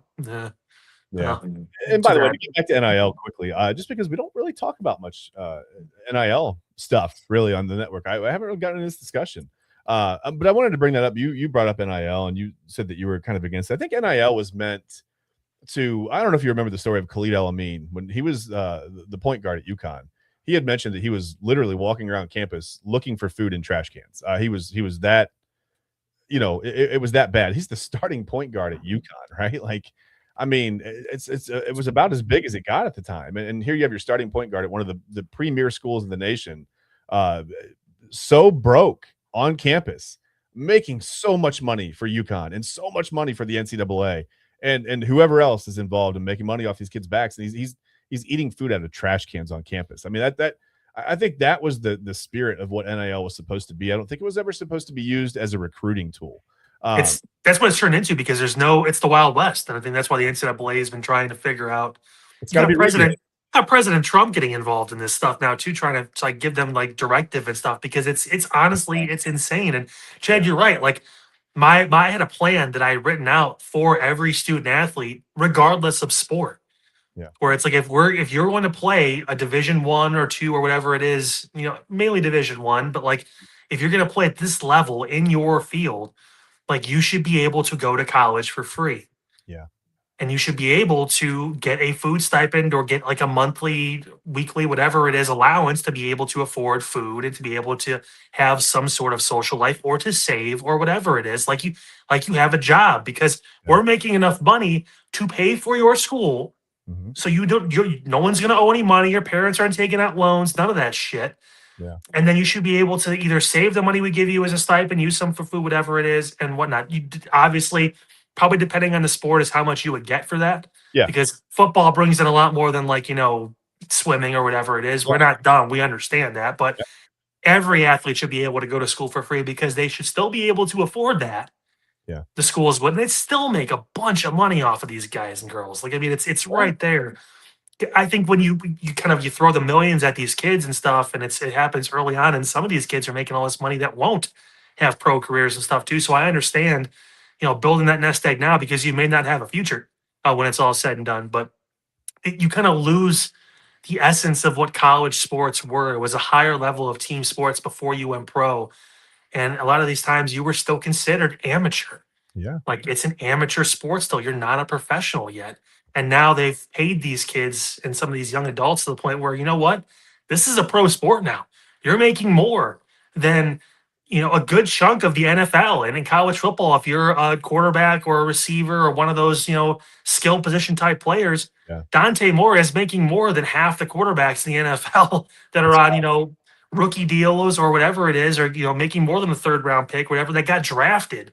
Like he's making more. Like it blows my mind to an extent. I get both sides of the argument. I understand, like, we need to make sure that these kids, these young adults can function and they can have, the ability to eat. Like that's obviously super important. But then what's the line? Yeah. Who gets what? How much are they getting? All this stuff. Because now you could still have Dante Moore making $8 million, but what is the 56th guy on the roster making? Does he have like one local car dealership? Maybe that's all me to wrap it up behind the scenes. But yeah, I think really quickly, I think it needs to be regulated. I think it should be maybe tiered based on your whatever year you are, and I think maybe it should be like almost handled like a trust fund, right? Like you have access to so much money as you get into each age of your college. I don't think you should give a freshman in college $13 million. Eli, I don't know. Are we going to go to break? Is that what you're telling me back in the back there? Okay, I think we're going to go to break. So give us just a few minutes. We'll be back on the Inside Edge Network here with Cavs / Primetime / Midnight Run. We're doing it all tonight. We are a Swiss Army knife of shows for you tonight on the Inside Edge Network. So give us just a few minutes. We'll be right back.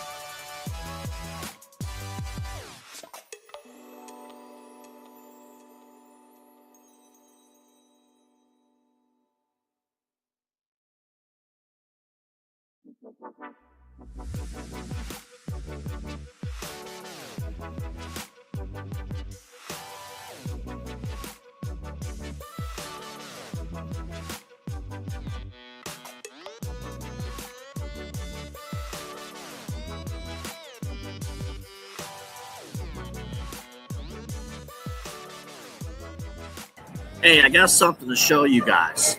Take a look.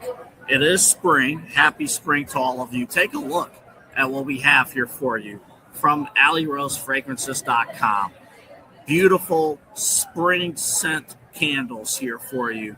Hand poured with premium fragrance and essential oils. How about this? Our coconut soy wax candles bring fresh, uplifting spring scents to your home. Made with clean, natural ingredients, they're a mindful choice for sensitive spaces and those who love effortless seasonal fragrances. You got to check it out right now. There's the soft bloom and the lemon bar candles, all healthy ingredients, all from AlleyRoseFragrances.com.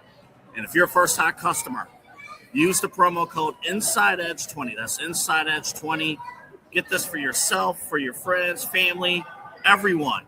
You want a good smelling home, AlleyRoseFragrances.com will make it happen. Again, AlleyRoseFragrances.com.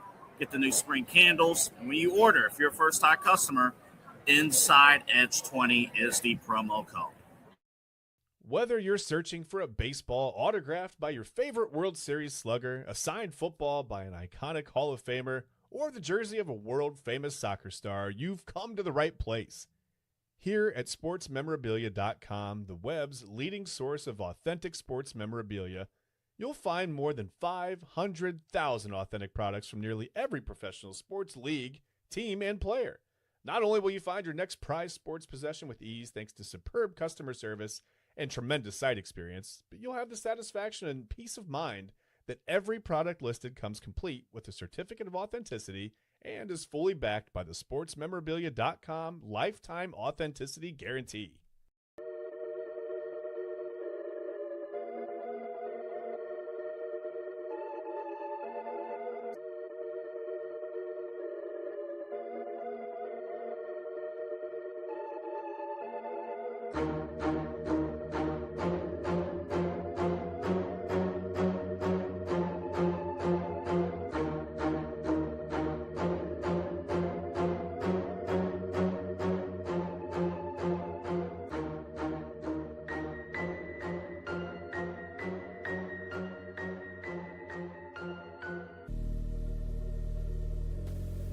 All right, you can't get rid of me that fast. We're back here on the Inside Edge Network. Kyle Cornell, over there on the far right to your left, you'll see him in a moment.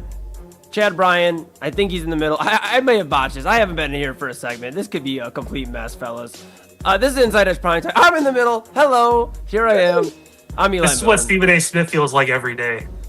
Dude, we have had ghosts, I think, visit the studio. I couldn't hear Kyle. Kyle couldn't hear me. We could all hear you. You could hear us. I don't know. We had dogs and cats on the team. Yeah. Bueller? All right. We are back. I'm back. Hello. Hi. We are here on Inside Edge Primetime. What's happening, my nappy-haired friend? Dude, I'm not going to lie to you. On a quick side, I have two quick side notes, and then we'll get to Way Back Wednesday. One, I am so close to cutting the hair. I will say that. Oh, good, like do it. Super. All right, dude. I'll do it for you. Okay, Right dude, now. easy. All right, gee, I didn't think I'll it'd be come that over easy. right now. Okay, I'll wake my easy. son up, and I will drive to your house. Damn. All right. We will that donate was my first note. I thought it would get a little kickback, but all right.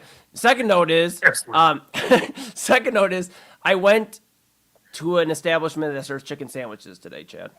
Yeah. I can't help but think that's my fault. The list is long, though. Let's be honest. There's a lot of people that serve chicken sandwiches. Whether they're good or not is up for Chad. But Now the spot I went to serves Feels like chicken McDonald's. sandwiches. It made Chad's top 5 list. oh, That would be Wendy's. Hey. And after he made Double A's chicken sandwich list, you'll see him in just about, I'd say about 10, 15 minutes or so, folks. Don't worry. That's it. We can wait. Yep, absolutely. It made both their lists. But I went to Wendy's today. Papa Moon and I pulled up. He wanted a baked potato, or potato as he calls it. And he wanted to get that, and he did his thing. And then I said, I was just looking at this menu. I was like, you know what? Look at the chicken sandwich. Look at it. Look at all this stuff I probably don't get on it. The mayonnaise. Would you just look at it? Just look at it. And you know what I opted to do, Chad? Look at it. Get another baked potato. I got the Baconator. I got the Baconator. Salad, it's fine. I got the Baconator. Fuck you and your list. So next A lot of week, people said that last night, I think, actually. I'm declaring right now here on the network that next week's Tuesday Top 5 is Top 5 Eli Moon burgers that I've tried. Oh, God. And we'll see what my list looks McDonald's, Burger King, McDonald's, and Popeyes. like. Brother, my Last palate 5 burgers, yeah. my palate has increased. Not much in the 10, 11 years you know me, but a little bit. I don't just eat 10-piece chicken nugget meals. Yeah, now anymore, you right? dip your chicken tenders in ketchup. Look at you. Now he eats 20-piece chicken nugget meals. Yeah. Oh, yeah. Dude, I feel bad because I'll get like 15 nuggets in, and I'm like, oh, dude, am I going to finish the No, last 5? he'll eat like 12 and be like, why have 8 left? Now what? Damn. All right, without me embarrassing myself any further, Chad, you went way back on this Wednesday, as you typically do. We trust you to go way back into the time machine. Kyle, I know you haven't been part of a Way Back Wednesday, but this is where we observe what Chad has found, and we give our thoughts, and we kind of just see what happened on this date. It may not have been a Wednesday, Yeah. but it did happen on this date. So we're going way back. Wednesday, Chad, over to you. And we are officially at the point where it's not even going to be on this date anymore. So, hey, that's fine. And reminder, I use a website called onthisday.com, which is now onthatday.com, because we're about to switch over to midnight. It's going to be yesterday's date, but that's fine. So on this date, you guys, in 1934, Pittsburgh, we talked about a chicken sandwich place not last night. It was last night. I almost said last year. Last night, that was, it hasn't been that long. That is closed on Sundays. Listen, the Pirates used to be closed on Sundays, but they played their first home game on a Sunday in 1934. On this very date, they played the Cincinnati Reds. Last day that Pittsburgh finally decided to stop recognizing Jesus and taking a break on Sundays. Shame on them. I know, right? And they haven't won since. No, it's Dang.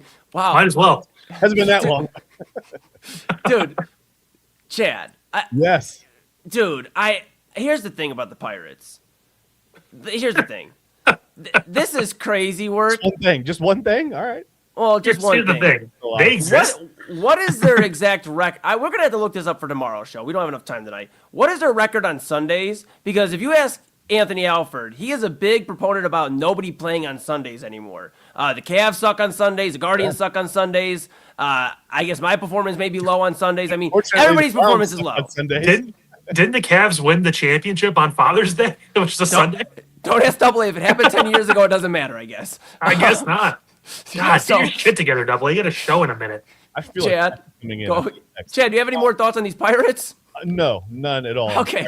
They have a beautiful stadium. They have the most beautiful, probably one of the most beautiful setups in Major League Baseball. They should add they should add a team. Anyway, on this date, you guys, back in 1967, Aretha Franklin releases her single "Respect," which was written by Otis Redding. It was the Billboard Song of the Year in 1967, released on that very date, which was April 29th, which was yesterday technically, because it's way back Wednesday.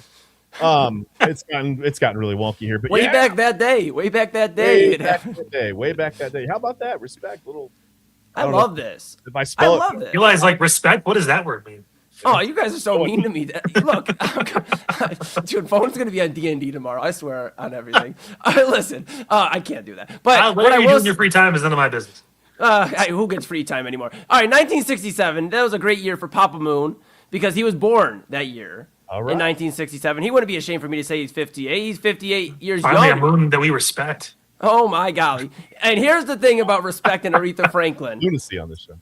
Papa Moon, Kyle hit the nail on the head.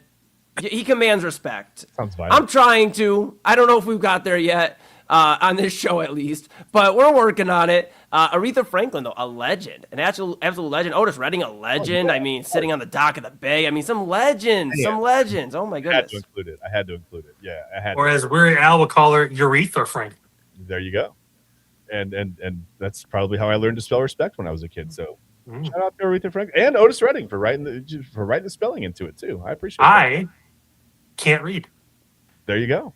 Well, you know how to spell one word, and that's all right. Well, I'm not going to spell it again. We might get a copyright strike. Don't give me a hint. I don't want to. I won't get in trouble.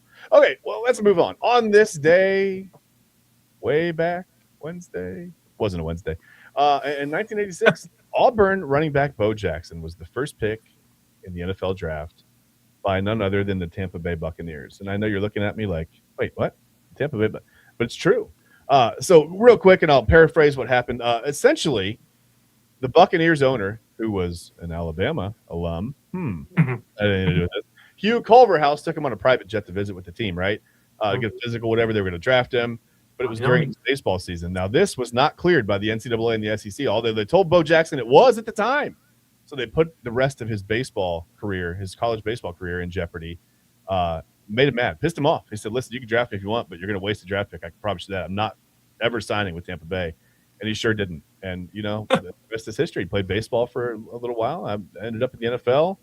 Unfortunately, injured his hip and probably, changed the course of his whole career. But Bo Jackson was, man, one of a kind. Absolutely. Yeah. And I don't have too much history with the Tecmo Bowl or anything like that, but legend has it that he is just absolutely, he's a legend in that game. And Marcus Allen and Jay Schrader and Tim Brown, nasty on Tecmo Bowl. I mean, that was my wheelhouse, man. Our generation is Mike Vick and Madden 04. Yeah. If you have him, you're going to win every game. My generation, Otto Graham, and no, I'm not that old. Oh, my goodness. Yeah, throwback. Back when Chad was a wee lad. Sorry, Papa Moose. All right. On this day, way back in, also 1986. So the same day all this was going on, Boston Red Sox, Roger Clemens, is he booing me? I think he's booing me. Struck out. I'm booing the Red Sox. No, you're booing me. You can tell me. It's okay. No, I like you, Chad. I don't like Mariners. In a game, he gave up just 3 hits, and one of them actually was a solo home run. Gorman Thomas hit a solo home run in the 7th inning of that game. Dumbass. Yeah, right. Shortstop Spike Owen and second baseman Danny Tartable added a couple of singles, but Roger Clemens was on fire, struck out 20, and that was on this day back in 1986. And just one more. You don't have to comment. I think I know how you feel about Roger Clemens there, Kyle. Look at that ugly ass jersey he had on. That was terrible. Chad, can you go back? Can you go back there one more time, real quick? If you don't tell me what to do. This is my segment. What do you need? Because I don't know if you understand the severity of what you just did here. Oh, I did. I do. I understand it. Kyle does not like the Red Sox. Well, nobody likes Boston. If anyone's honest with themselves, Boston is the worst fucking town in the entire world. Like, it's so shit. It's so bad. The fans are just fucking awful. It's past midnight. The filters come off, just like the show next week.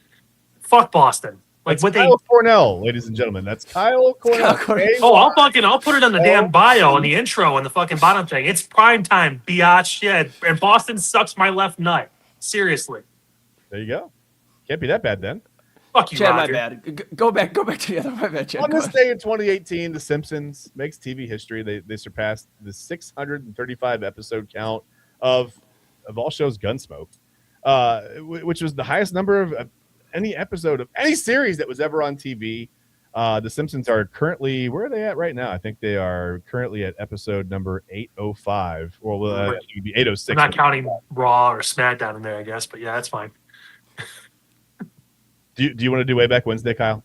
No, I don't. No, because it's Thursday. That's all I got for you guys. That's it. That's my they're, by the way, they're renewed through 40 seasons now. The Simpsons are. So that is your Way Back Wednesday, and that's how we feel. Well, not how we. That's how Kyle Cornell feels. Yeah. No, and I misread that too, Chad. That's my fault. It said animated series. It didn't say overall. Maybe read the. There are some guys that are pretty animated. I told you I couldn't read. Well, the key thing here on this show, what we teach on primetime, Kyle, maybe you can learn something from us here before we get into final thoughts, is you want to read what the thing says before you react. That's key thing here. Oh, I'm going to send you my merch idea later. And Eli, you can emphatically eat a dick after saying that to me. Key Eli Moon is Boston for all intents and purposes right now to Kyle, I think. Dude, if you bought me a plane ticket to Boston, I'd burn it right in front of you. That's how much I hate that city. Like, there's no, I don't care how fresh the air smells. I don't care what happened in the harbor. I don't give a fuck. Like, it's there you go. All right. And Cleveland fans, y'all should hate Boston too, because they're the reason why the Indians didn't have a World Series in 07 and why your fucking Cavs don't have multiple World Championships too. So they definitely beat the Rockets that year, or the Rockies that year. Just saying. Yeah. All right, let's get to some final thoughts. Who would like to go first? I've said enough. You guys go. Go ahead, Chad. Well, my final thoughts are solely and specifically about the city of Boston. No, they're not about that. Listen, I was going to tell you to be patient with the Cavs depending on how they look tonight. Listen, you can panic. It's fine. They might not get out of this series, They're definitely not getting out of the second round. So you do whatever you want when you watch the Cavs. I've tried to tell you to be patient. I don't even believe myself anymore. They have no heart. They have one player with a motor. It's Dennis Schroeder. That's it. I don't know what's going to happen in Game 6, but it's possibly going to be ugly. It's up in Toronto. They're the North. Yeah. Whatever. Yeah, not much to add on that, pal. For us, yeah. Stuck the life out of Chad. Just in like 2 sentences, he just all of a sudden just went downhill so fast. Yeah, not much else to add on that. I'd say if you were wondering on who the Browns quarterback would be, I'm not sure, but Anthony Alford may know. And that's our plug to remind you that on this same stream, in just about 20 seconds or so, we will have Anthony Alford on, Midnight Run with Anthony Alford, going over the Cleveland Browns situation and some news out of there today, and a whole lot more else, some Cavs-Raptors reaction, and, well, he's on Hinge, so I don't know what to expect. But there might be more coverage of chicken sandwiches tonight. We don't know. Very well could be. Very well could be.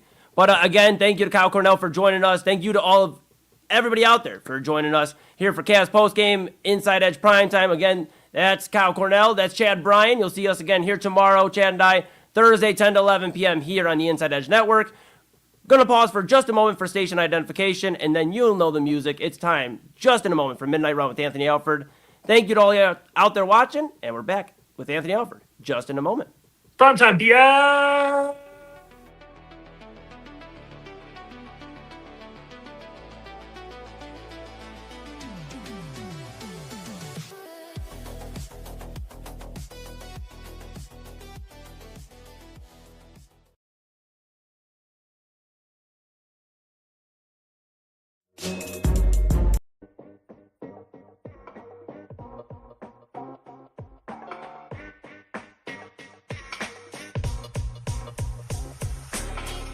This is Midnight Run on the Inside Edge Network. Here's your host, Anthony Alford.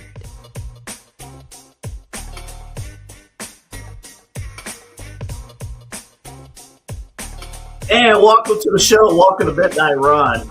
It is great to be here. We got a lot of things to discuss here tonight. We're going to react, of course, in just a few moments to Cavs and Raptors. They win Game 5. Finally, they get the W in the series. It was ugly in the first half, but they figured it out. And then also Deshaun Watson. It sounds like, according to Mary Kay, Deshaun Watson has the inside edge for that QB1 job. So we'll talk about Deshaun coming up in about 20 minutes. I'm almost feel compelled after the last couple of minutes to offer my thoughts about how crappy of a town Boston is, but I think it was already said by Kyle. So we're good there. Let me start with this, with the Cavaliers. We got some sound we'll play for you in just a little bit as well from Kenny Atkinson. Let me start with this. A lot of what happened today, I mean, today's been not that great of a day, right? First off, gas is worth $5 a gallon now. Number two, the first half and a good chunk of the third quarter of the Cavs Raptors played out exactly the same as games 3 and 4. You know, lack of defensive effort, nobody creating shots. What's going on with Donovan Mitchell and all that stuff. I thought Kyle made a great point during the postgame show. James Harden is a phenomenal asset, but and he hasn't had to do this aspect of his game much since he's been here in Cleveland. But I thought Kyle's point was spot on.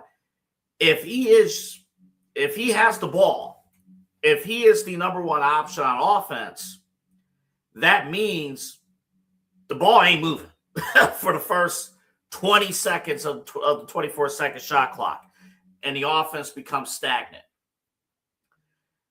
So I say all of that to say this, and I feel like I'm in bizarro world because usually I'm the doom and gloom guy on this network. I'm usually the guy that comes down and is like, what is going on? And I wholeheartedly agree with everything that Eli and Chad and Kyle mentioned during the postgame show. I'm just here to add on.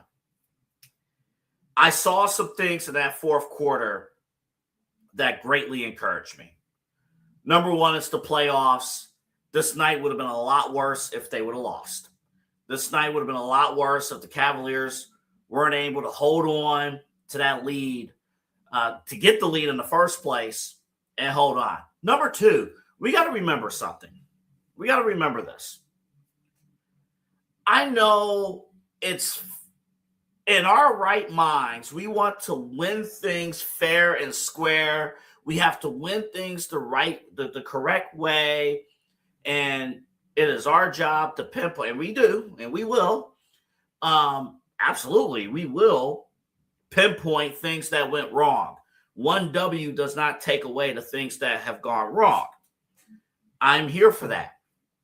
But I will add on, in the playoffs, it's okay to win by luck as well. It's okay. Brandon Ingram, we don't know what his health status is going to be. He had an injury with his heel. Apparently, he initially sustained the injury back a month ago, like in late March. And he re-injured it today. Same deal. So you have that. Toronto's been kind of skating by with guys just dropping left and right. Hey, listen. In the playoffs, it's okay to win in a weird way, win by luck. It's okay. It's okay for once for us to catch all the breaks. Damn it, we're Cleveland. Let us catch all the breaks for once. I mean, our football team, we would love that. Probably have a championship by then at that point. But I thought a couple actual basketball things happened. First off, Dennis Schroeder. This was a coming out party for him. 11 points, or 19 points overall, but 11 points in the fourth quarter. We actually heard Donovan Mitchell say, because Kenny Atkinson wanted to call Donovan Mitchell and Evan Mobley, bring him back in during that fourth quarter. And Donovan Mitchell, I guess kudos to him, said, no, these guys are balling right now. And Dennis Schroeder, he was balling. And you need somebody who's not afraid to just take shots and just connect. And that's what we're looking for. We're looking for guys to just connect on shooting. And like, there was a point in the game that I felt like, oh, our only clutch performer at this stage is Sam Merrill. But finally, Dennis Schroeder came through. I thought Evan Mobley, I got to give him his props. For whatever reason, he sucks on the road in the playoffs. But at home, he handles business. Defensively, he has some critical stops. But how about going 3 for 3 in the fourth quarter? All series long. And usually early in the fourth quarter. I know some of the games became blowouts, but early in the fourth quarter, it's tight. And you're looking for a separator. You're looking for that score to open up a little bit. And it finally happened. Thank you to Evan Mobley going 3 for 3 for downtown, opening the floor, opening up the defense. Again, a Raptors defense that was worn down. That was good. And then the other thing that really stood out to me, I know James Harden had a ton of turnovers. I know this. And it's inexcusable, and it will cost you games. But to be able to rely on, Harden's going to get you guaranteed points every game, every playoff game, essentially. Well, yeah, 23 points today. And he stood up to Scotty Barnes. The tip-off situation, coming off of the foul. James Harden getting a little chippy in front of the Raptors bench as well. It's like, no, we are not getting punked. I was waiting for somebody to stand up and say, we are not getting punked in these playoffs. You got to start somewhere. It starts at home, and it starts with a veteran like James Harden. It starts with a veteran like Dennis Schroeder saying, hey, we got to step. We're Cavs basketball. There are things that we have done in the regular season that has worked. We got to show Toronto we aren't punks. You are not going to make us look like bitches. We're going to finally step up, man up, and punch you back in the mouth. And again, I know it was ugly. Yes, it was. Definitely it was. And if Toronto had a better shooting night in game 6, then we're going to be stressing over the weekend heading into game 7. But for tonight, I'm just very happy that they came through with the W. I think this challenge was huge. Eli, if we can, let's play. I added this in during the last segment. Let's play Kenny 04. Kenny 04 talked about, Kenny Atkinson talked about getting over that mental barrier, at least of this game. Take a listen. Yeah, especially this group we're trying to get over a hump. We're trying to get to the next level. So, that's a real mental challenge to me, right? Like, especially in a game 5, 2-2. These are high pressure moments. You're down. You could feel the crowd getting nervous. I think we took a step tonight. Whatever happens in this series and all that, and next series, whatever, tonight was a test, and we kind of passed that mental toughness test tonight. Now the big one is like, can you go and beat this team on the road, right? Like can we go in there and go take this? Because we haven't shown we can yet. And that's going to be the next test. That's the next test. And I like the way the schedule plays out now. You only get one day off, and then you're on the road. Like, okay, you got good vibes. You won ugly. Like, let's be mindful too. Sunday night or Sunday afternoon. Sundays are garbage. That's a whole other thing, and they kind of hit game 4. Cavs could have won that game. In fact, they were leading with 2 minutes left. The frustrating part was that they blew that lead. But again, look back at the tape, and you say, hey, you would have held on to game 4 late, ugly. You would have came here at game 5 and closed things out. The series would have been over.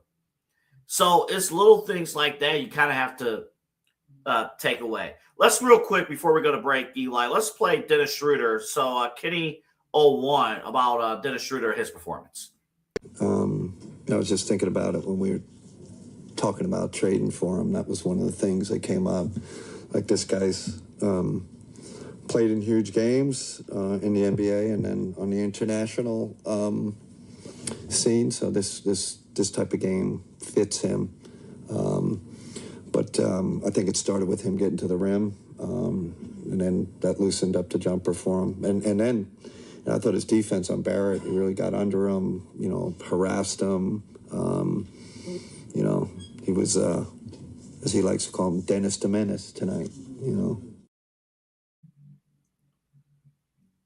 I heard that was some show in the 80s. I see. I think what was it, Boomerang or Cartoon Network had that show on. It's either that or Teenage Ninja Turtles. You had that. No, you need a Dennis. You do need Dennis. Now, one thing I do want to point out, back to Donovan Mitchell for a hot second. We still saw a few of those bad turnovers across the board, not just Mitchell, but everybody across the board. Toronto is attacking the passing lanes. You're seeing a ton of hands in the passing lanes. They're attacking those. So what they're trying to take advantage of, and this is why the ball has to move around, and this might be a reason why Donovan Mitchell has been a little bit inefficient on these last few games. Remember what I said yesterday or 2 days ago? Size matters. A shorter Donovan Mitchell, he can't see. He's being doubled almost every possession.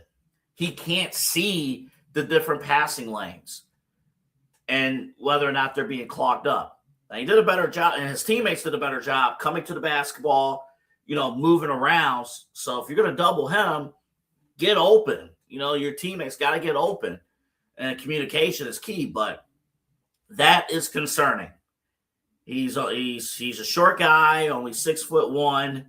That's a little bit concerning. So again, not a ton of positive takeaways from the Cavaliers, but they won the game. And it's a 3-2 series lead against the Toronto Raptors with an opportunity to close the series out on Friday. Remember, David Ruiz and Autumn Chisholm from Mike Check Take 2 will have Friday night post-game coverage following Cavs-Raptors Game 6. Hopefully, they'll be recapping a Cavaliers series victory. And then we await the winner of the Orlando-Detroit series. Detroit hanging on and getting their W. I think Cade Cunningham had 45 points. Nuts. All right. Go to InsideEdgeNetwork.com. InsideEdgeNetwork.com. All of our show information, all of our personality profiles and stuff. It's all there. You can check out our partners. Also, the QR code at the corner of the screen. Our partners are there as well. And then we have a merch store. And you know, payday has arrived, so I will be buying some merch from the Inside Edge Network, but you should as well. Polos, T-shirts, bottles, a ton of jackets. We got it all. Inside Edge Network merch. Support us. Again, this is a completely grassroots organization. Cleveland's digital leader, Inside Edge Network, is InsideEdgeNetwork.com. All right. Coming up next, we got to talk about the football team because Mary Kay Cabot dropped some bombshell news about this particular player. We could say, you know the story already. Deshaun Watson is on track to be the QB1, to be the starting quarterback of the Cleveland Browns. I will ask you, though, number one, is that the right call? And number two, if he is going to be the starting quarterback, should you just name him the starting quarterback right now? We'll talk about that next. Anthony Alford, this is Midnight Run, here with you until 1, right here on the Inside Edge Podcasting Network. Back after this.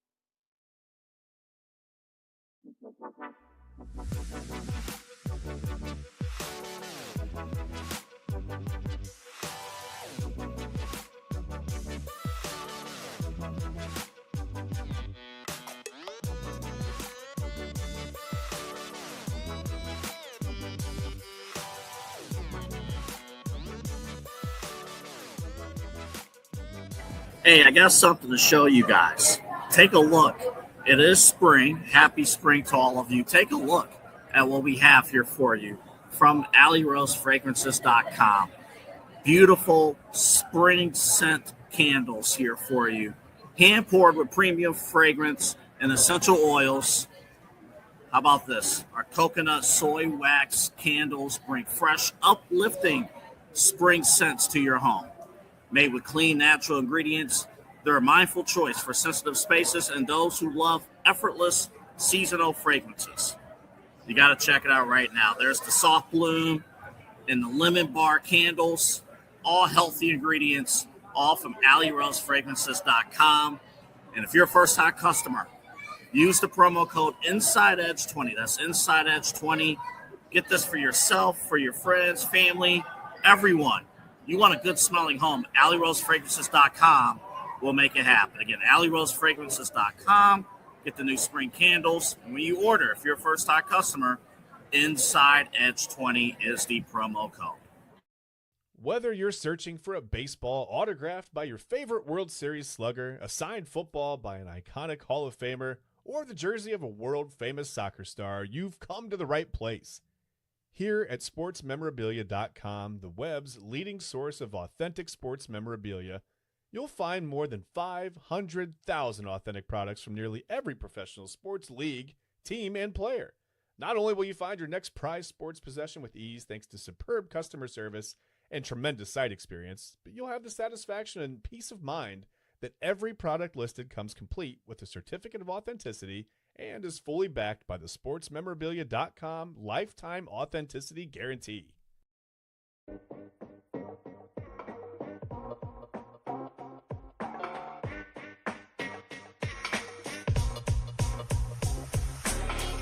This is Midnight Run on the Inside Edge Network. Here's your host, Anthony Alford.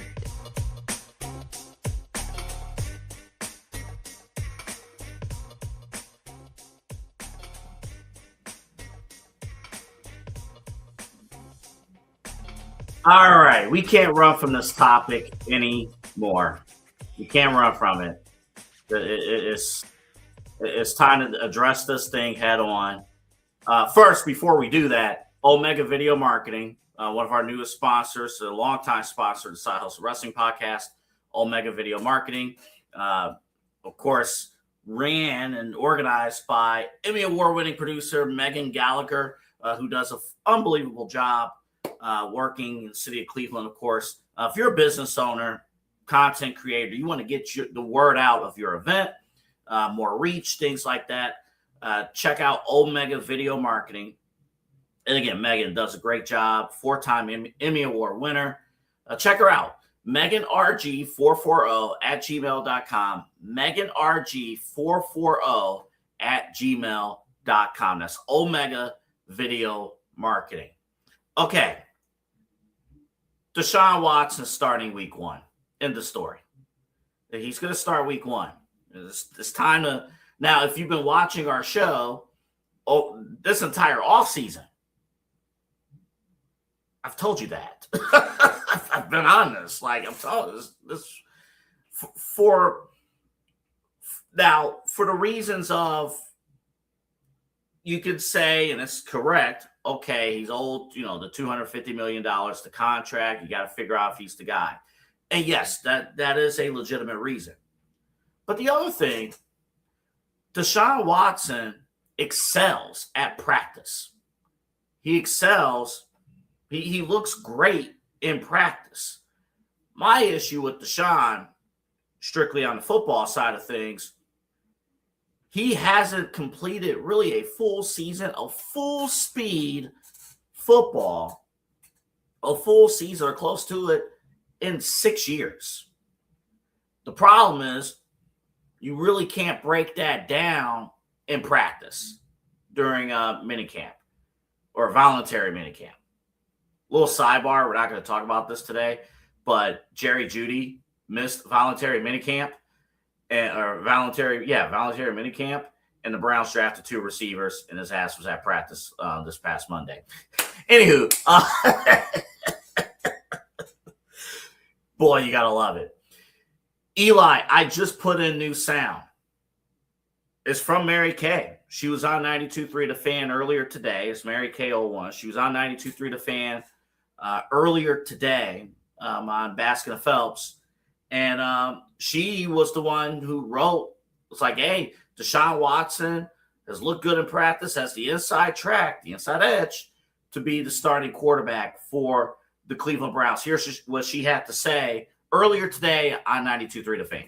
They are making this decision based on performance alone. They're not making this decision based on quarterback development, and they're not making it based on what they need in next year's draft.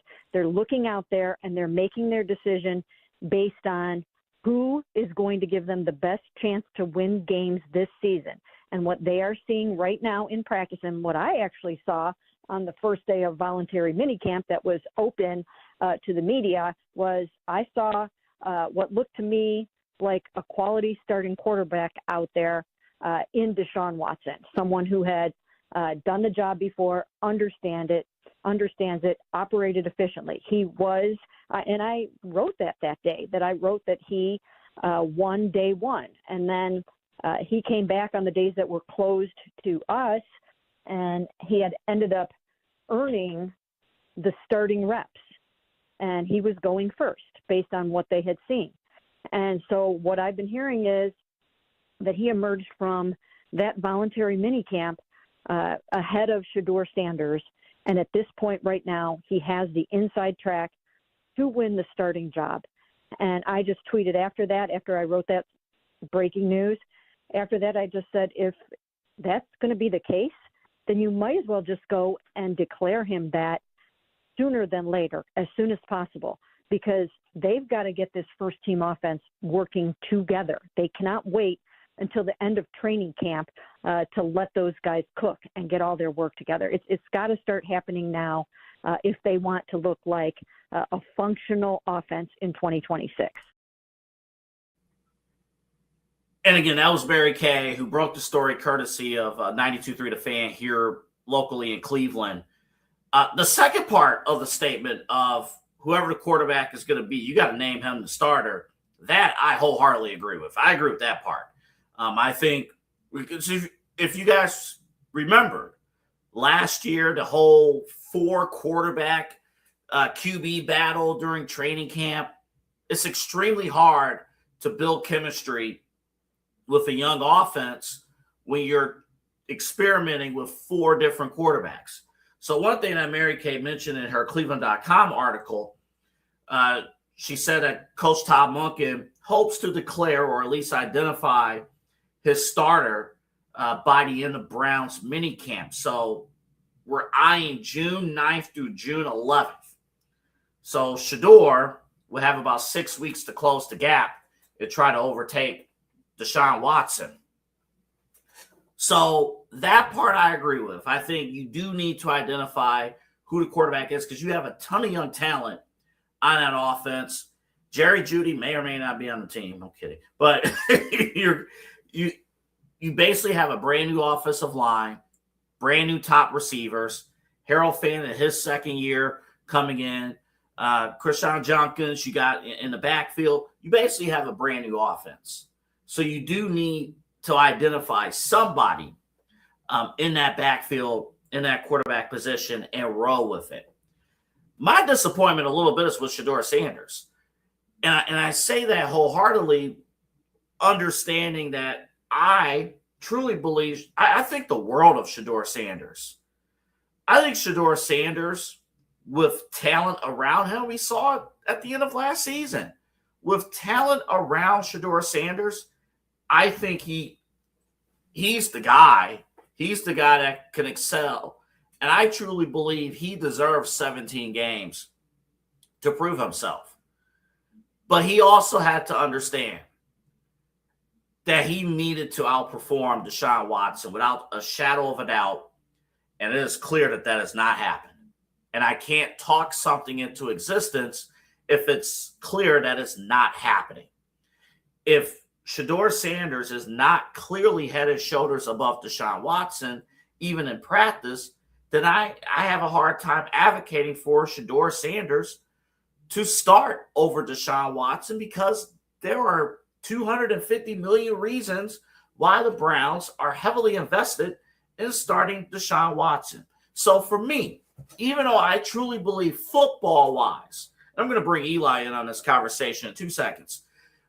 Football-wise, I think Shedor's the guy. I'm going to tell you how it's going to play out, by the way. And it's going to be consistent for what I've said all offseason. This is how it's going to play out. Deshaun Watson's going to be named the starter. He's going to look good in practice. Preseason's going to look a little shaky because it's finally, full speed. But we're going to roll with Deshaun. Deshaun's going to start the first 2 games. And, something's going to happen. I'm not calling for injury or anything like that, but something's going to happen. And by the end of September, Shedeur Sanders will be the starting quarterback, and he'll be the starting quarterback for the rest of the season. That's, in my eyes, that's what's going to happen. So even this whole parade of we're going to figure, we're going to say by the end of September, boy, they should have went with Shedeur in the first place. But it is on Shedeur to beat out Deshaun Watson. He has to, shadow of a doubt, he has to overwork himself to ensure that he beats out Deshaun Watson. And clearly that is not happening. So Deshaun is going to be the starter. And if you're locked in as an organization on Deshaun Watson as a starting quarterback, at that point, Mary Kay is right. Name him the starter right now.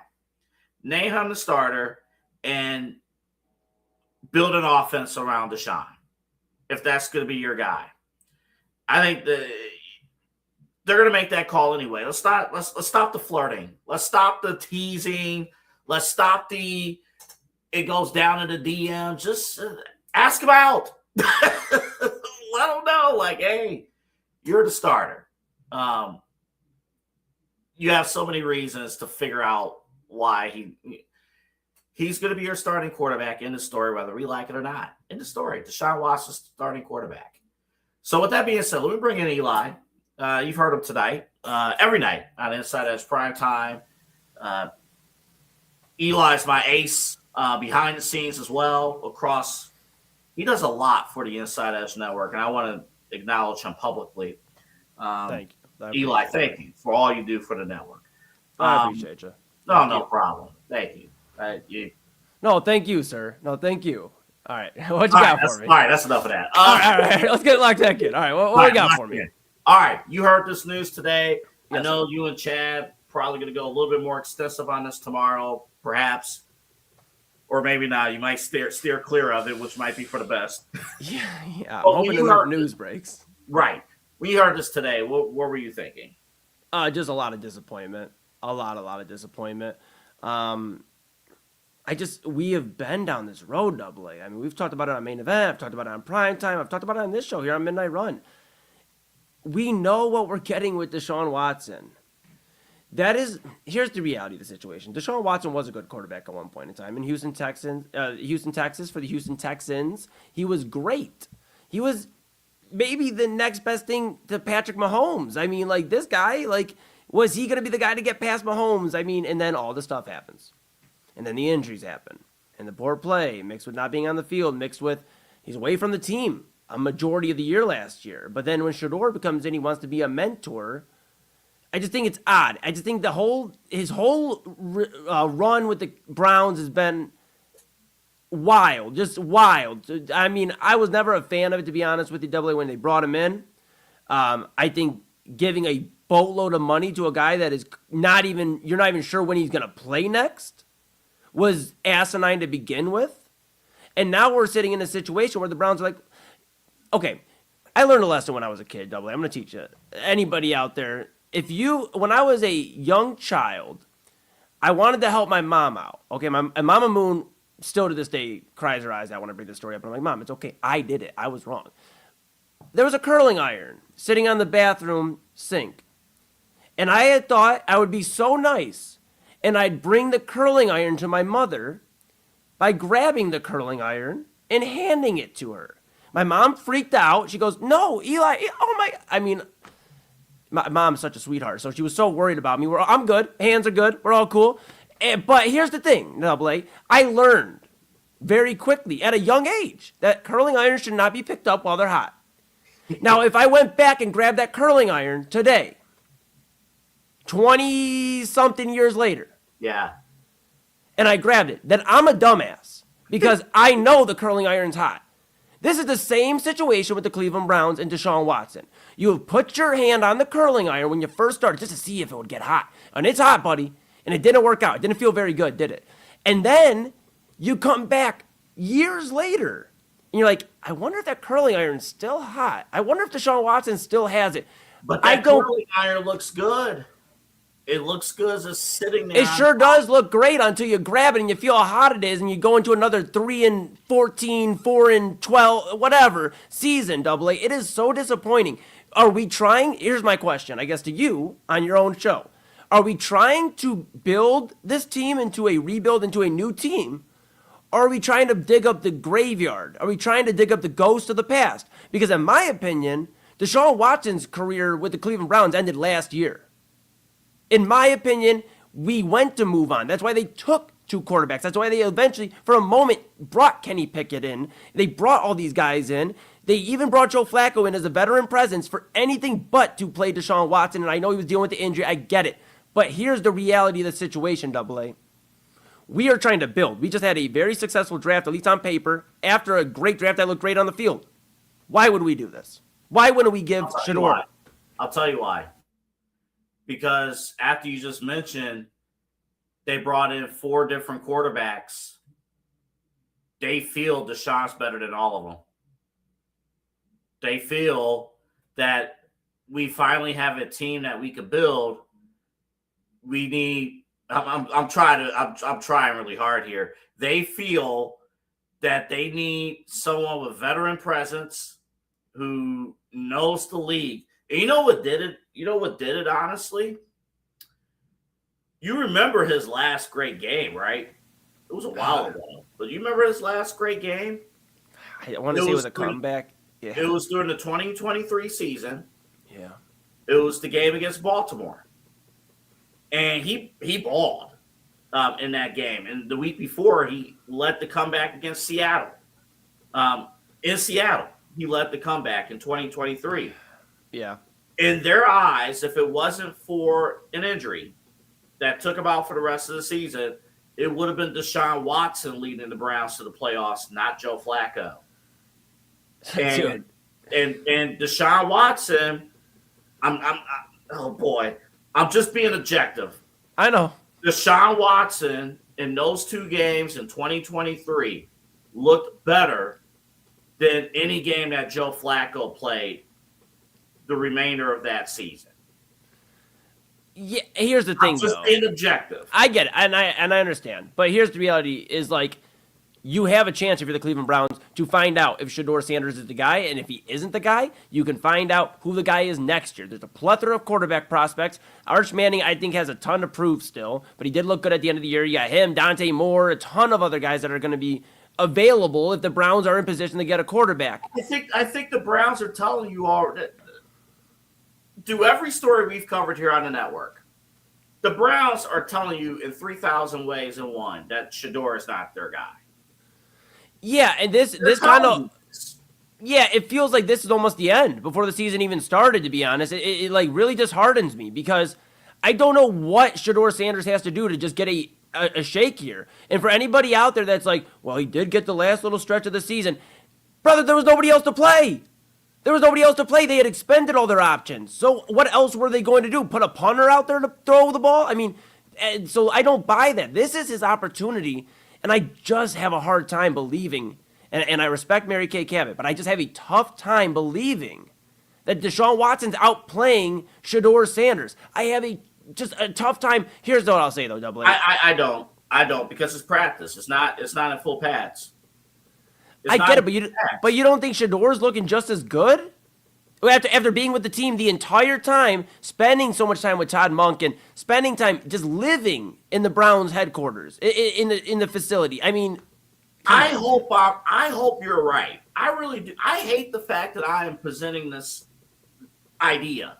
I hate this. But for this statement to be loud and clear. And I know how people feel about Mary Kay. Mary Kay's been good. There will be no Mary Kay slander on this show. She's always been great to me. Yes, relationships do matter. She's been great to me during my time at the Fan. There will be no Mary Kay slander here.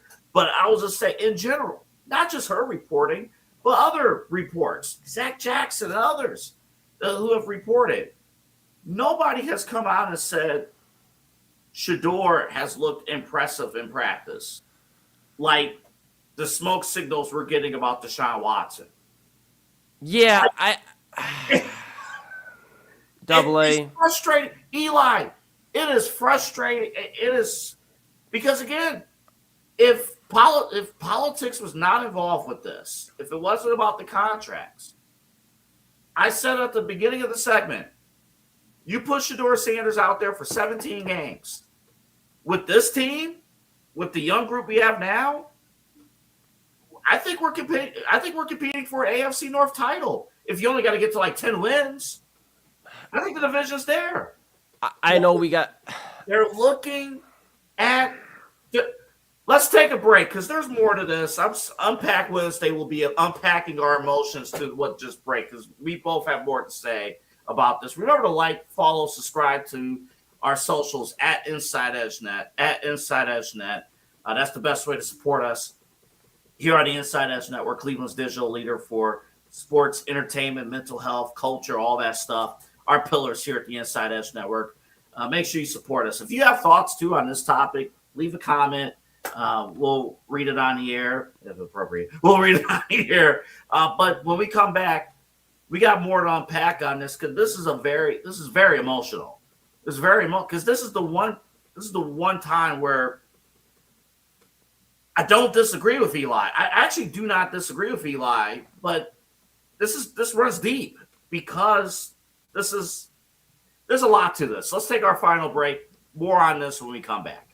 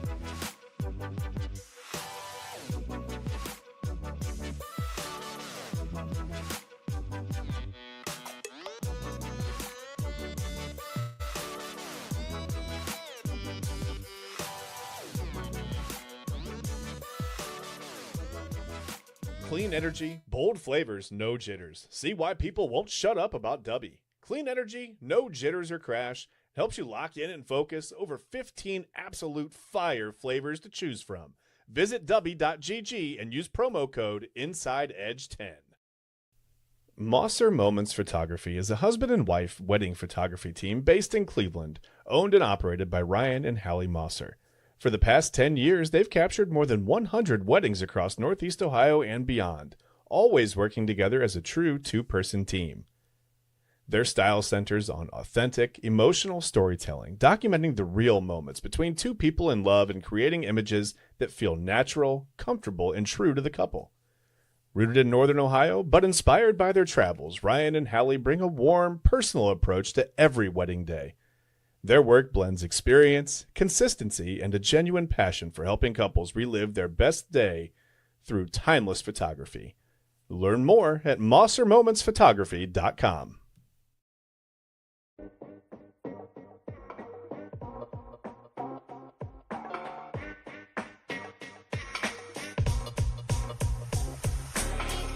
This is Midnight Run on the Inside Edge Network.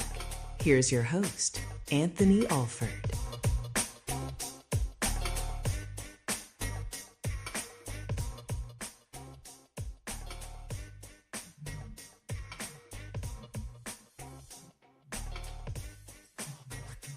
Welcome back to the show, everybody. Midnight Run. We have breaking news today on Deshaun Watson and becoming, or he could be QB1, according to Mary Kay. We'll talk about that. More on that in 2 seconds. I want to remind you, this is my last show of the week, Midnight Run, and this will be the last time I'm able to say that on a Wednesday night, because starting next week, as part of our expanded programming schedule, this show, Midnight Run, will expand to 5 nights a week, Monday through Friday, midnight to 1 o'clock. Midnight Run with myself, Anthony Alford, my producer, Eli Moon. We'll be with you 5 days a week right here on Midnight Run. And this all starts with Unfiltered at 5 o'clock with Kyle Cornell, 5 days a week. InsideEdge Primetime with Eli Moon and Chad Bryan at 10 o'clock. And then my show on at midnight. Plus, all your favorite shows here on the InsideEdge Network. Our the favorite weekly shows, they'll still be here as well. So we're expanding. We're so excited.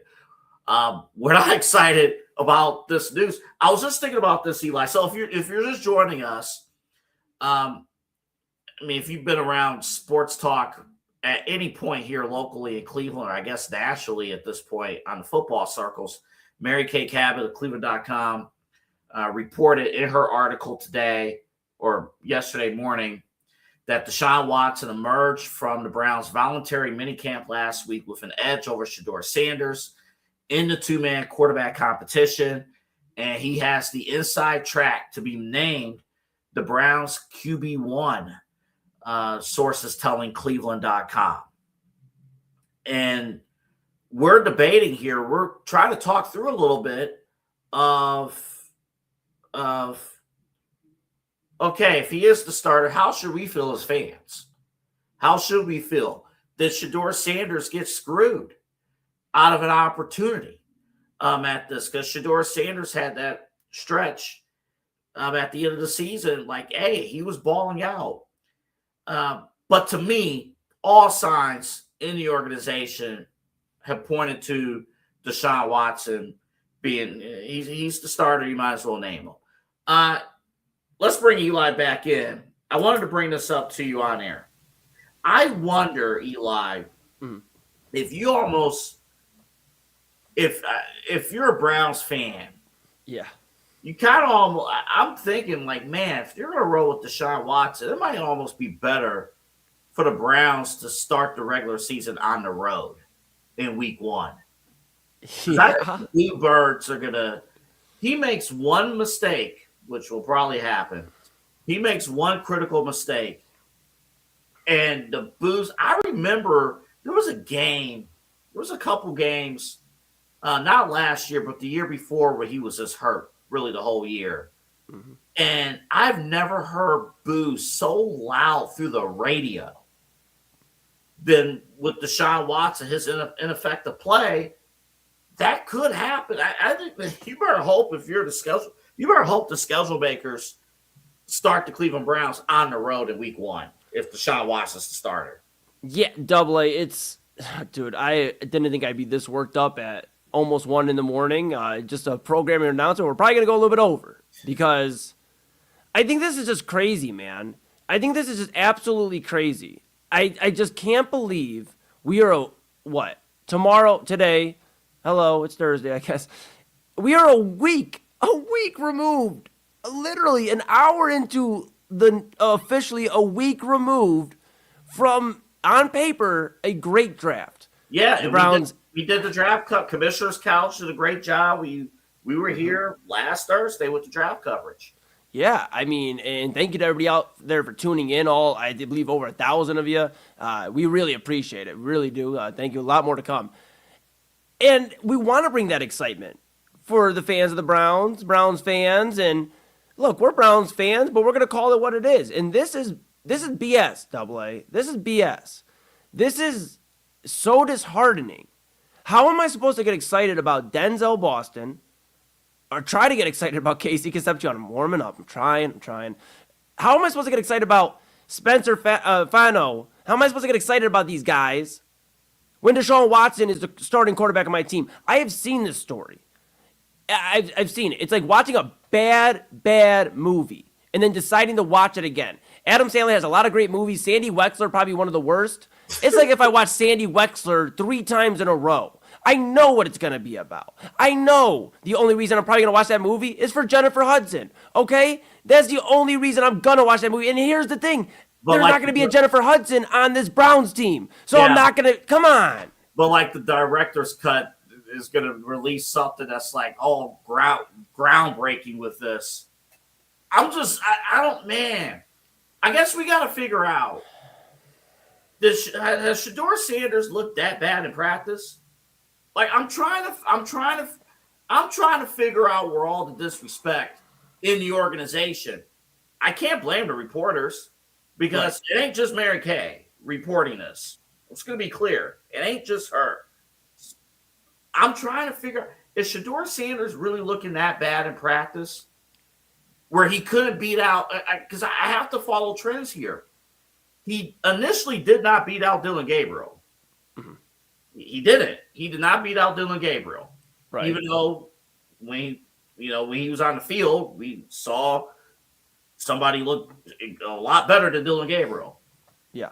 And then it's clear. It's almost to the point, and I said it on this show before, it's almost to the point, I know Shedeur Sanders and the Sanders family, they want to handle things the right way. I wouldn't blame them one bit. If Deshaun Watson's named the starter, trade me. I wouldn't blame him either. Because it's disrespectful. I mean, it's just so disrespectful. What this tells me is the Cleveland Browns don't care about talent at the end of the day. They just care about where the money is. If the money is invested in a position, they're going to trot these guys out. It's a clear example. Jerry Jeudy was wide receiver 1 last year because they're paying him a lot of money. And why are they going to try to make it work again this year? More than likely because he's making a lot of money. Deshaun Watson making a lot of money. I don't get it. I truly don't get it. You know how if there's one thing the Cleveland Browns know how to do well, and I love them as much as they drive me crazy.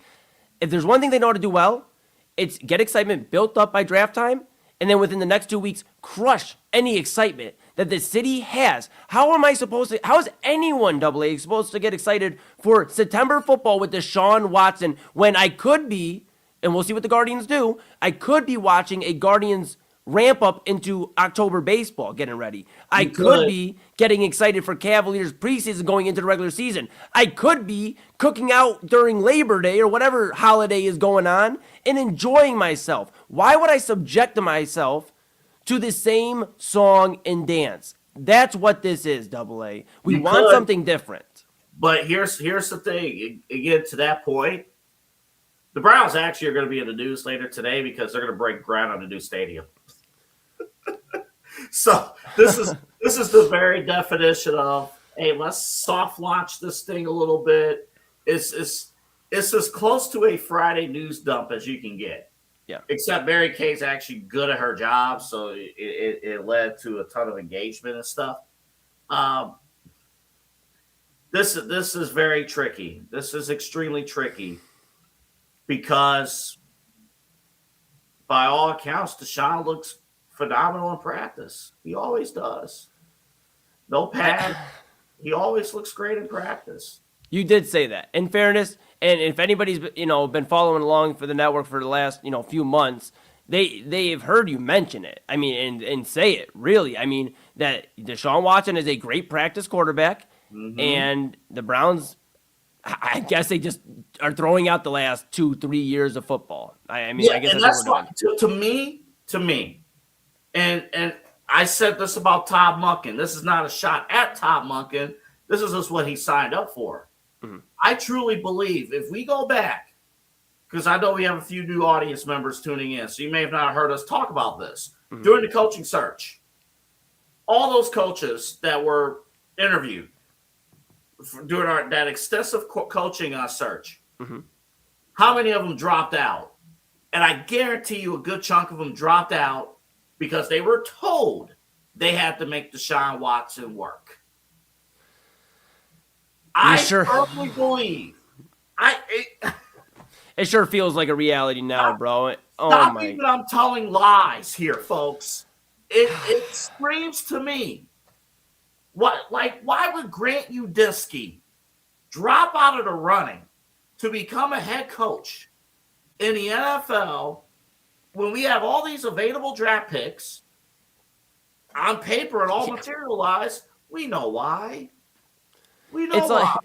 Double A, they had that long meeting with Nate Shieldhouse, and I just imagine that meeting went so swimmingly. And then, they're like, and Jimmy's like, and by the way, Deshaun Watson, week 1 starter, and Shieldhouse like, hold on. Yeah. Hold on. And think about this. I guarantee you the meetings didn't start with, oh, yeah, we got Deshaun Watson. I guarantee you they did not lead the sales pitch. They did not lead the meetings with Deshaun Watson. I think it was kind of exactly how you just said it. It was all right, we're going to do this, and this.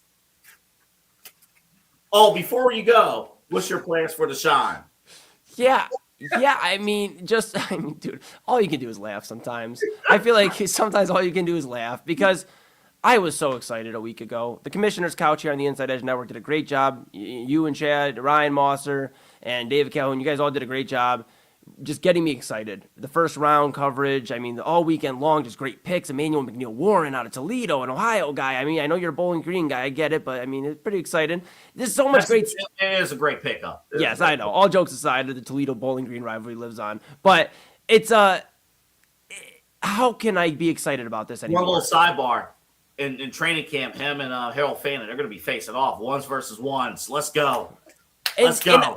And I'd love to be more excited about things like that, Double A, but then we come back to what we're talking about here, which is Deshaun Watson could be the starting, and seeming like, based off Mary Kay Cabot's report and other reports, and what we've talked about here on the Inside Edge Network, that he's going to be the starter. And I'll read a few parts. I don't want to give the whole article away, but I have the subscription to Cleveland.com. I'll read parts of this article here.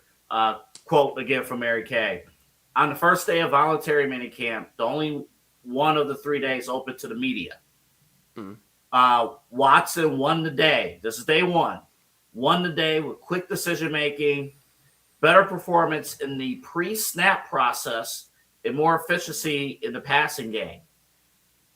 And then, again, I don't want to give away the entire article here, but the plan that day was to let Sanders go first in team drills and get more reps.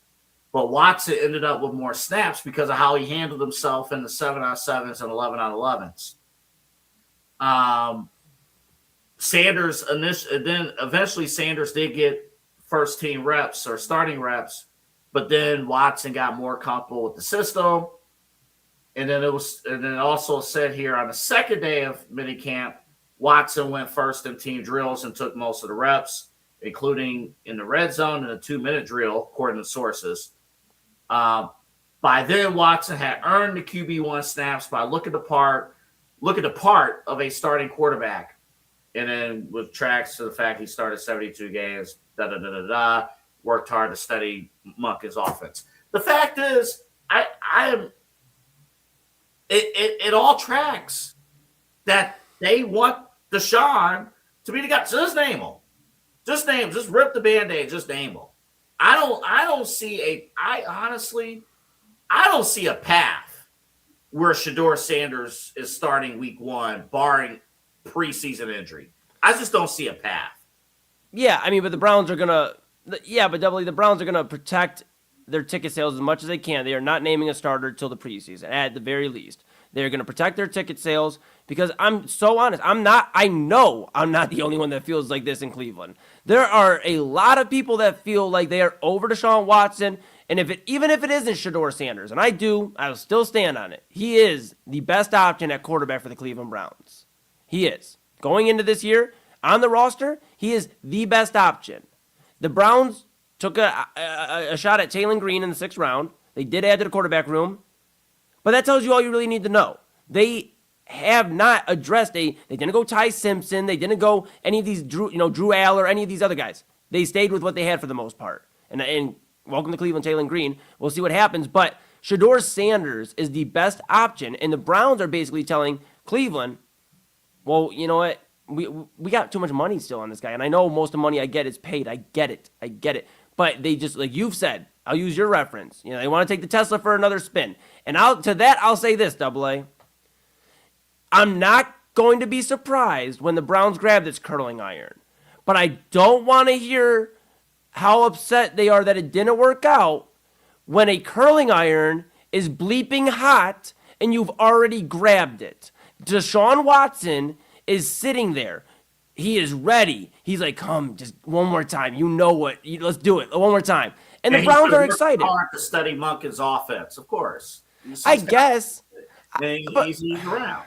If you're Todd Monken, I'll be honest, if you're the Browns, and this is my opinion, if you name Deshaun Watson, the Browns that being, as the starting quarterback, you have to win the division or make the playoffs, or unfortunately, Todd Monken will be on the hot seat. There are certain decisions that you cannot make as an organization and expect for fans and everybody else around you to continue to support. And I get it. Todd Monken, I'm glad you're here in Cleveland right now. But if you name Deshaun Watson and this Browns organization names Deshaun Watson the starting quarterback and trots him out, and we run into 4 or 5 wins, whatever have you, when we could at least if we were going to do the same thing, wouldn't you have rather found out with maybe the future and at least found out going in?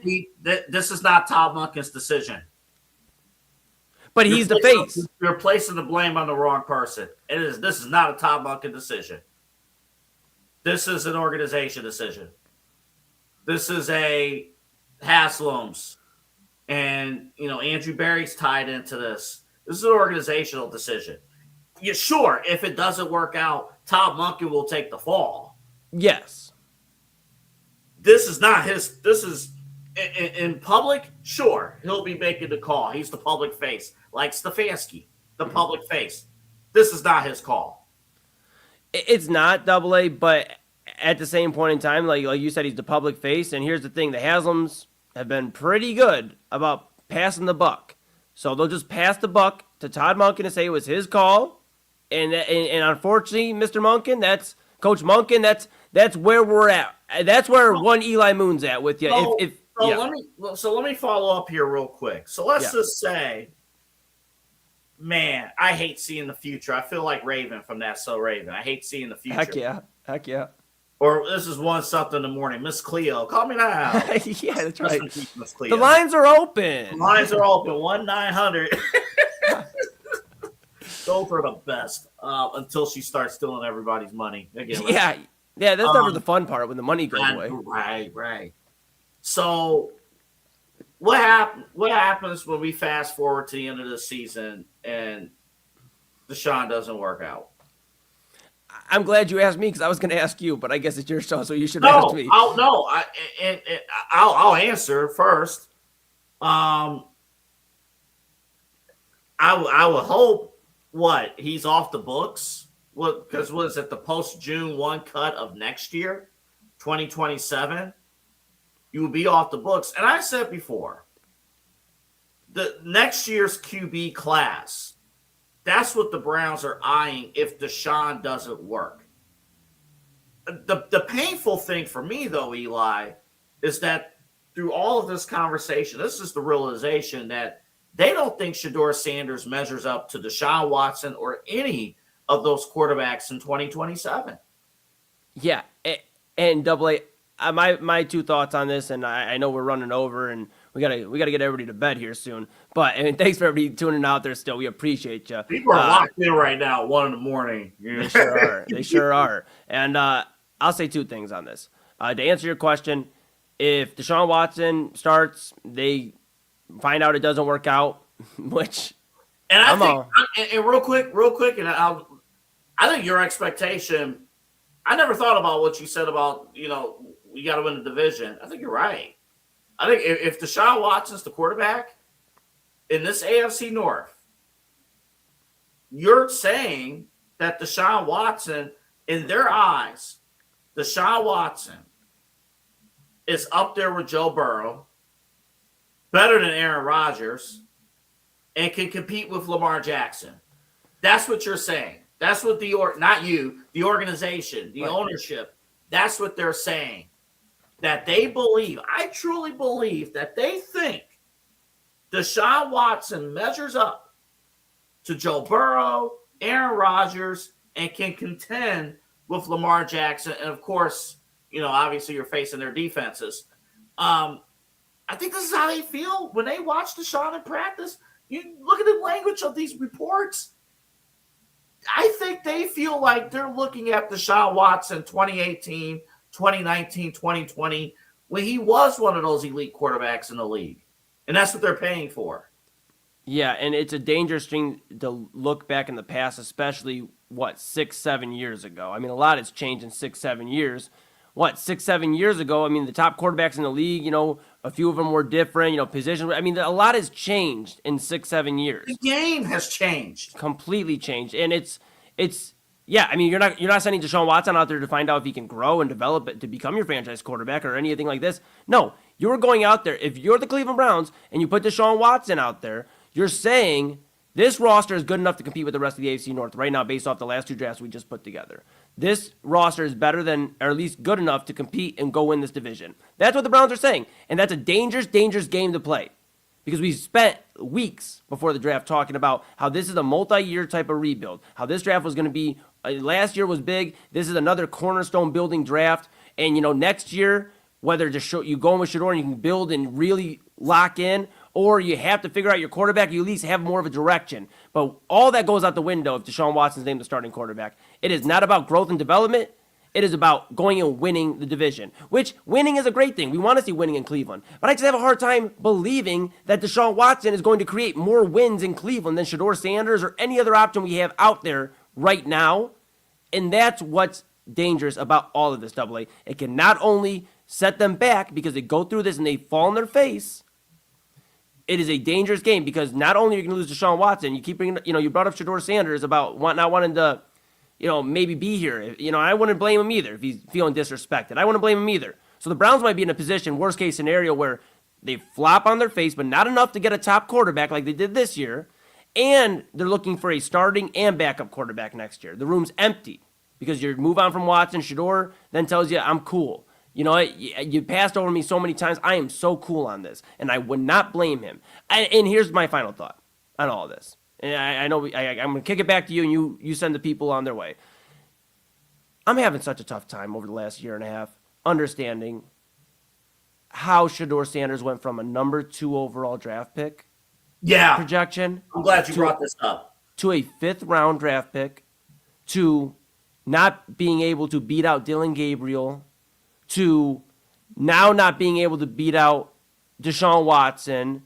But the dude does all the right things, right? He had a crazy accuracy completion percentage at Colorado. One of the higher completion percentages in NCAA history. Yeah, he did. He did. He was literally sitting there in the mock draft. It was either him or Cam Ward. They were going to go 1-on-1. That's why they were doing all those little videos where Cam Ward and Shedeur Sanders meet each other and have conversation, whatever. they were doing all the things to set him up. And then all of a sudden, for whatever reason, and I guess we won't know till it comes out, but Shedeur Sanders fell.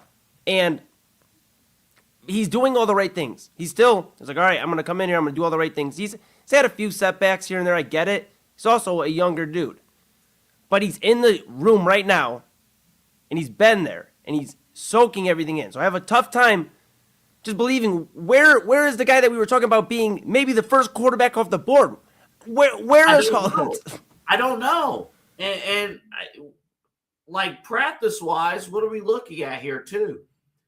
But I truly believe we have to get an insight somehow, some way on how the Browns feel about Shedeur Sanders and how the rest of the league felt about Shedeur Sanders, at least during that draft stretch. And I keep thinking back.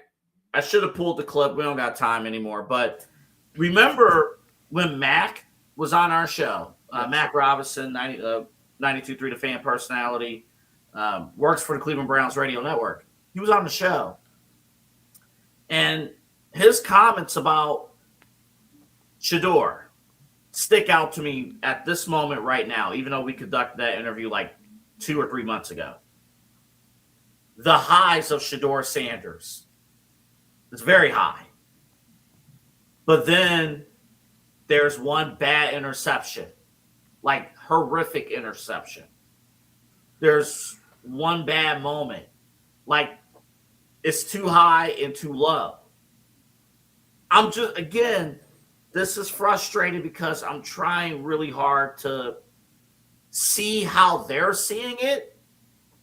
But then you can also, just say it's the Cleveland Browns and all. It's almost like you have a long division problem, but the other side of the division problem is 0. And no matter what, you can do whatever you want. If the problem is 0, the answer is 0. Yeah, no, I mean, you're right. I mean, and I'm just having a tough time. I've been having a tough time. There's going to be a day, and there's going to be a day very soon. I don't think we're going to have – do you think we're going to have to wait till June 9th to hear who's starting? Yes, I think we are not going to hear this until preseason week 3. But we're going to – I think there's going to be so much leaks. I think sure. They're going to name Deshaun. I think it's going to be way – I think that's the one area where we will disagree. Yeah. I think we're going to – honestly, it wouldn't shock me if we heard that Deshaun Watson is starting within the next month. I'm going to be honest. The only reason I disagree with you is because the Browns love their money, as they've been very clear. They're going to protect their money, and they're not going to alienate the fan base months before the season, fresh off of an exciting draft. They already did, though. They're doing so, but it hasn't come from. Sorry to interrupt you, Doubly, but it hasn't come from their mouths. They haven't officially put it on a report, an official release. And if the question is, when are they going to officially announce? I'm telling you, I believe it won't be till preseason week 3. They are going to do the song and dance where they trot Shedeur out, and this is Shedeur's week to show what he's got. But it's all bullshit. Excuse my language, but it's bullshit. I mean, it's where's the disconnect? I'm just trying to figure out. Like, all these draft scouts, everybody like this, projecting this guy number 2 overall. Drops the 5th round, and now he's not even good enough to beat out Dylan Gabriel last year, or Kenny Pickett, or Joe Flacco, and I love you, Flacco, but any of those guys, and now he can't beat out Deshaun Watson fresh off an injury.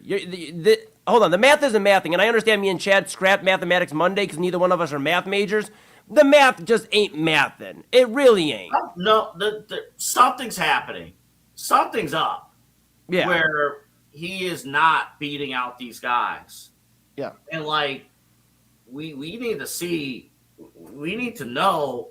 I guess the next time the media meets, and Tom Munkin is smart in this aspect.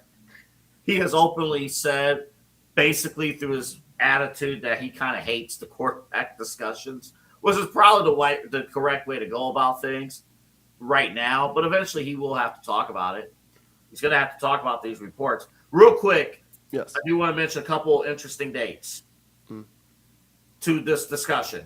The schedule release is tentatively scheduled for the 2nd week of May. So by that point, you will know, the fans will know the Browns' schedule. So I would imagine I'm predicting that at some point after the schedule release, so sometime between mid-May into June, Deshaun's going to be officially named the starter.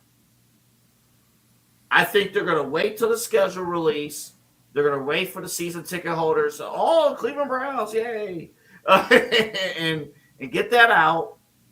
And then, because I think the noise is too strong. I don't think you can wait till the preseason. Logically, I think you're right, but I don't think you can wait only because the noise is too strong. Yeah, we're going to all need therapy. All right, we got to end the show, but we're going to need therapy. Yeah. What wrestling pay-per-views are on? What PLEs are on in September? Money in the Bank. Perfect, because I'll watch the same song and dance, but I'm going to need something to get my mind off of it. I know the WWE products had its own problems, but it's not a Deshaun Watson problem. And that's they're trying to figure out if they can hold a WrestleMania in the middle of a war zone right now. So that's another. All right, buddy, take us home. Yeah, that's another issue. If you want to talk about those gas prices right now, boy, we're on it. Get fuel perks. You'll be happy about that. All right, we're done. Did I tell you it was a bombshell of a day? Man, just nuts. But until, I don't know. I don't even have closing thoughts. Go to bed. Try not to get fired from your job, get laid off, or anything like that. Do your best. Pray. It's all great. It is. Have God involved in your life. Real quick, workout of the week. Workout of the week. I've done so many of them. It's been great. The ab crunches. My stomach's been tight the entire day from doing those. All right, we're done. Browns. I was in a great mood today, too. Cavs won the playoff. Cavs won. They won Game 5. They won Game 5 Friday night. Remember, David and Autumn will have Game 6 coverage. We have Game 7 coverage planned. Let's hope we don't have to break it out. If we do, myself, Eli, and Rob Rosicki will be on after Game 7. All right, guys. Have a good night, everybody.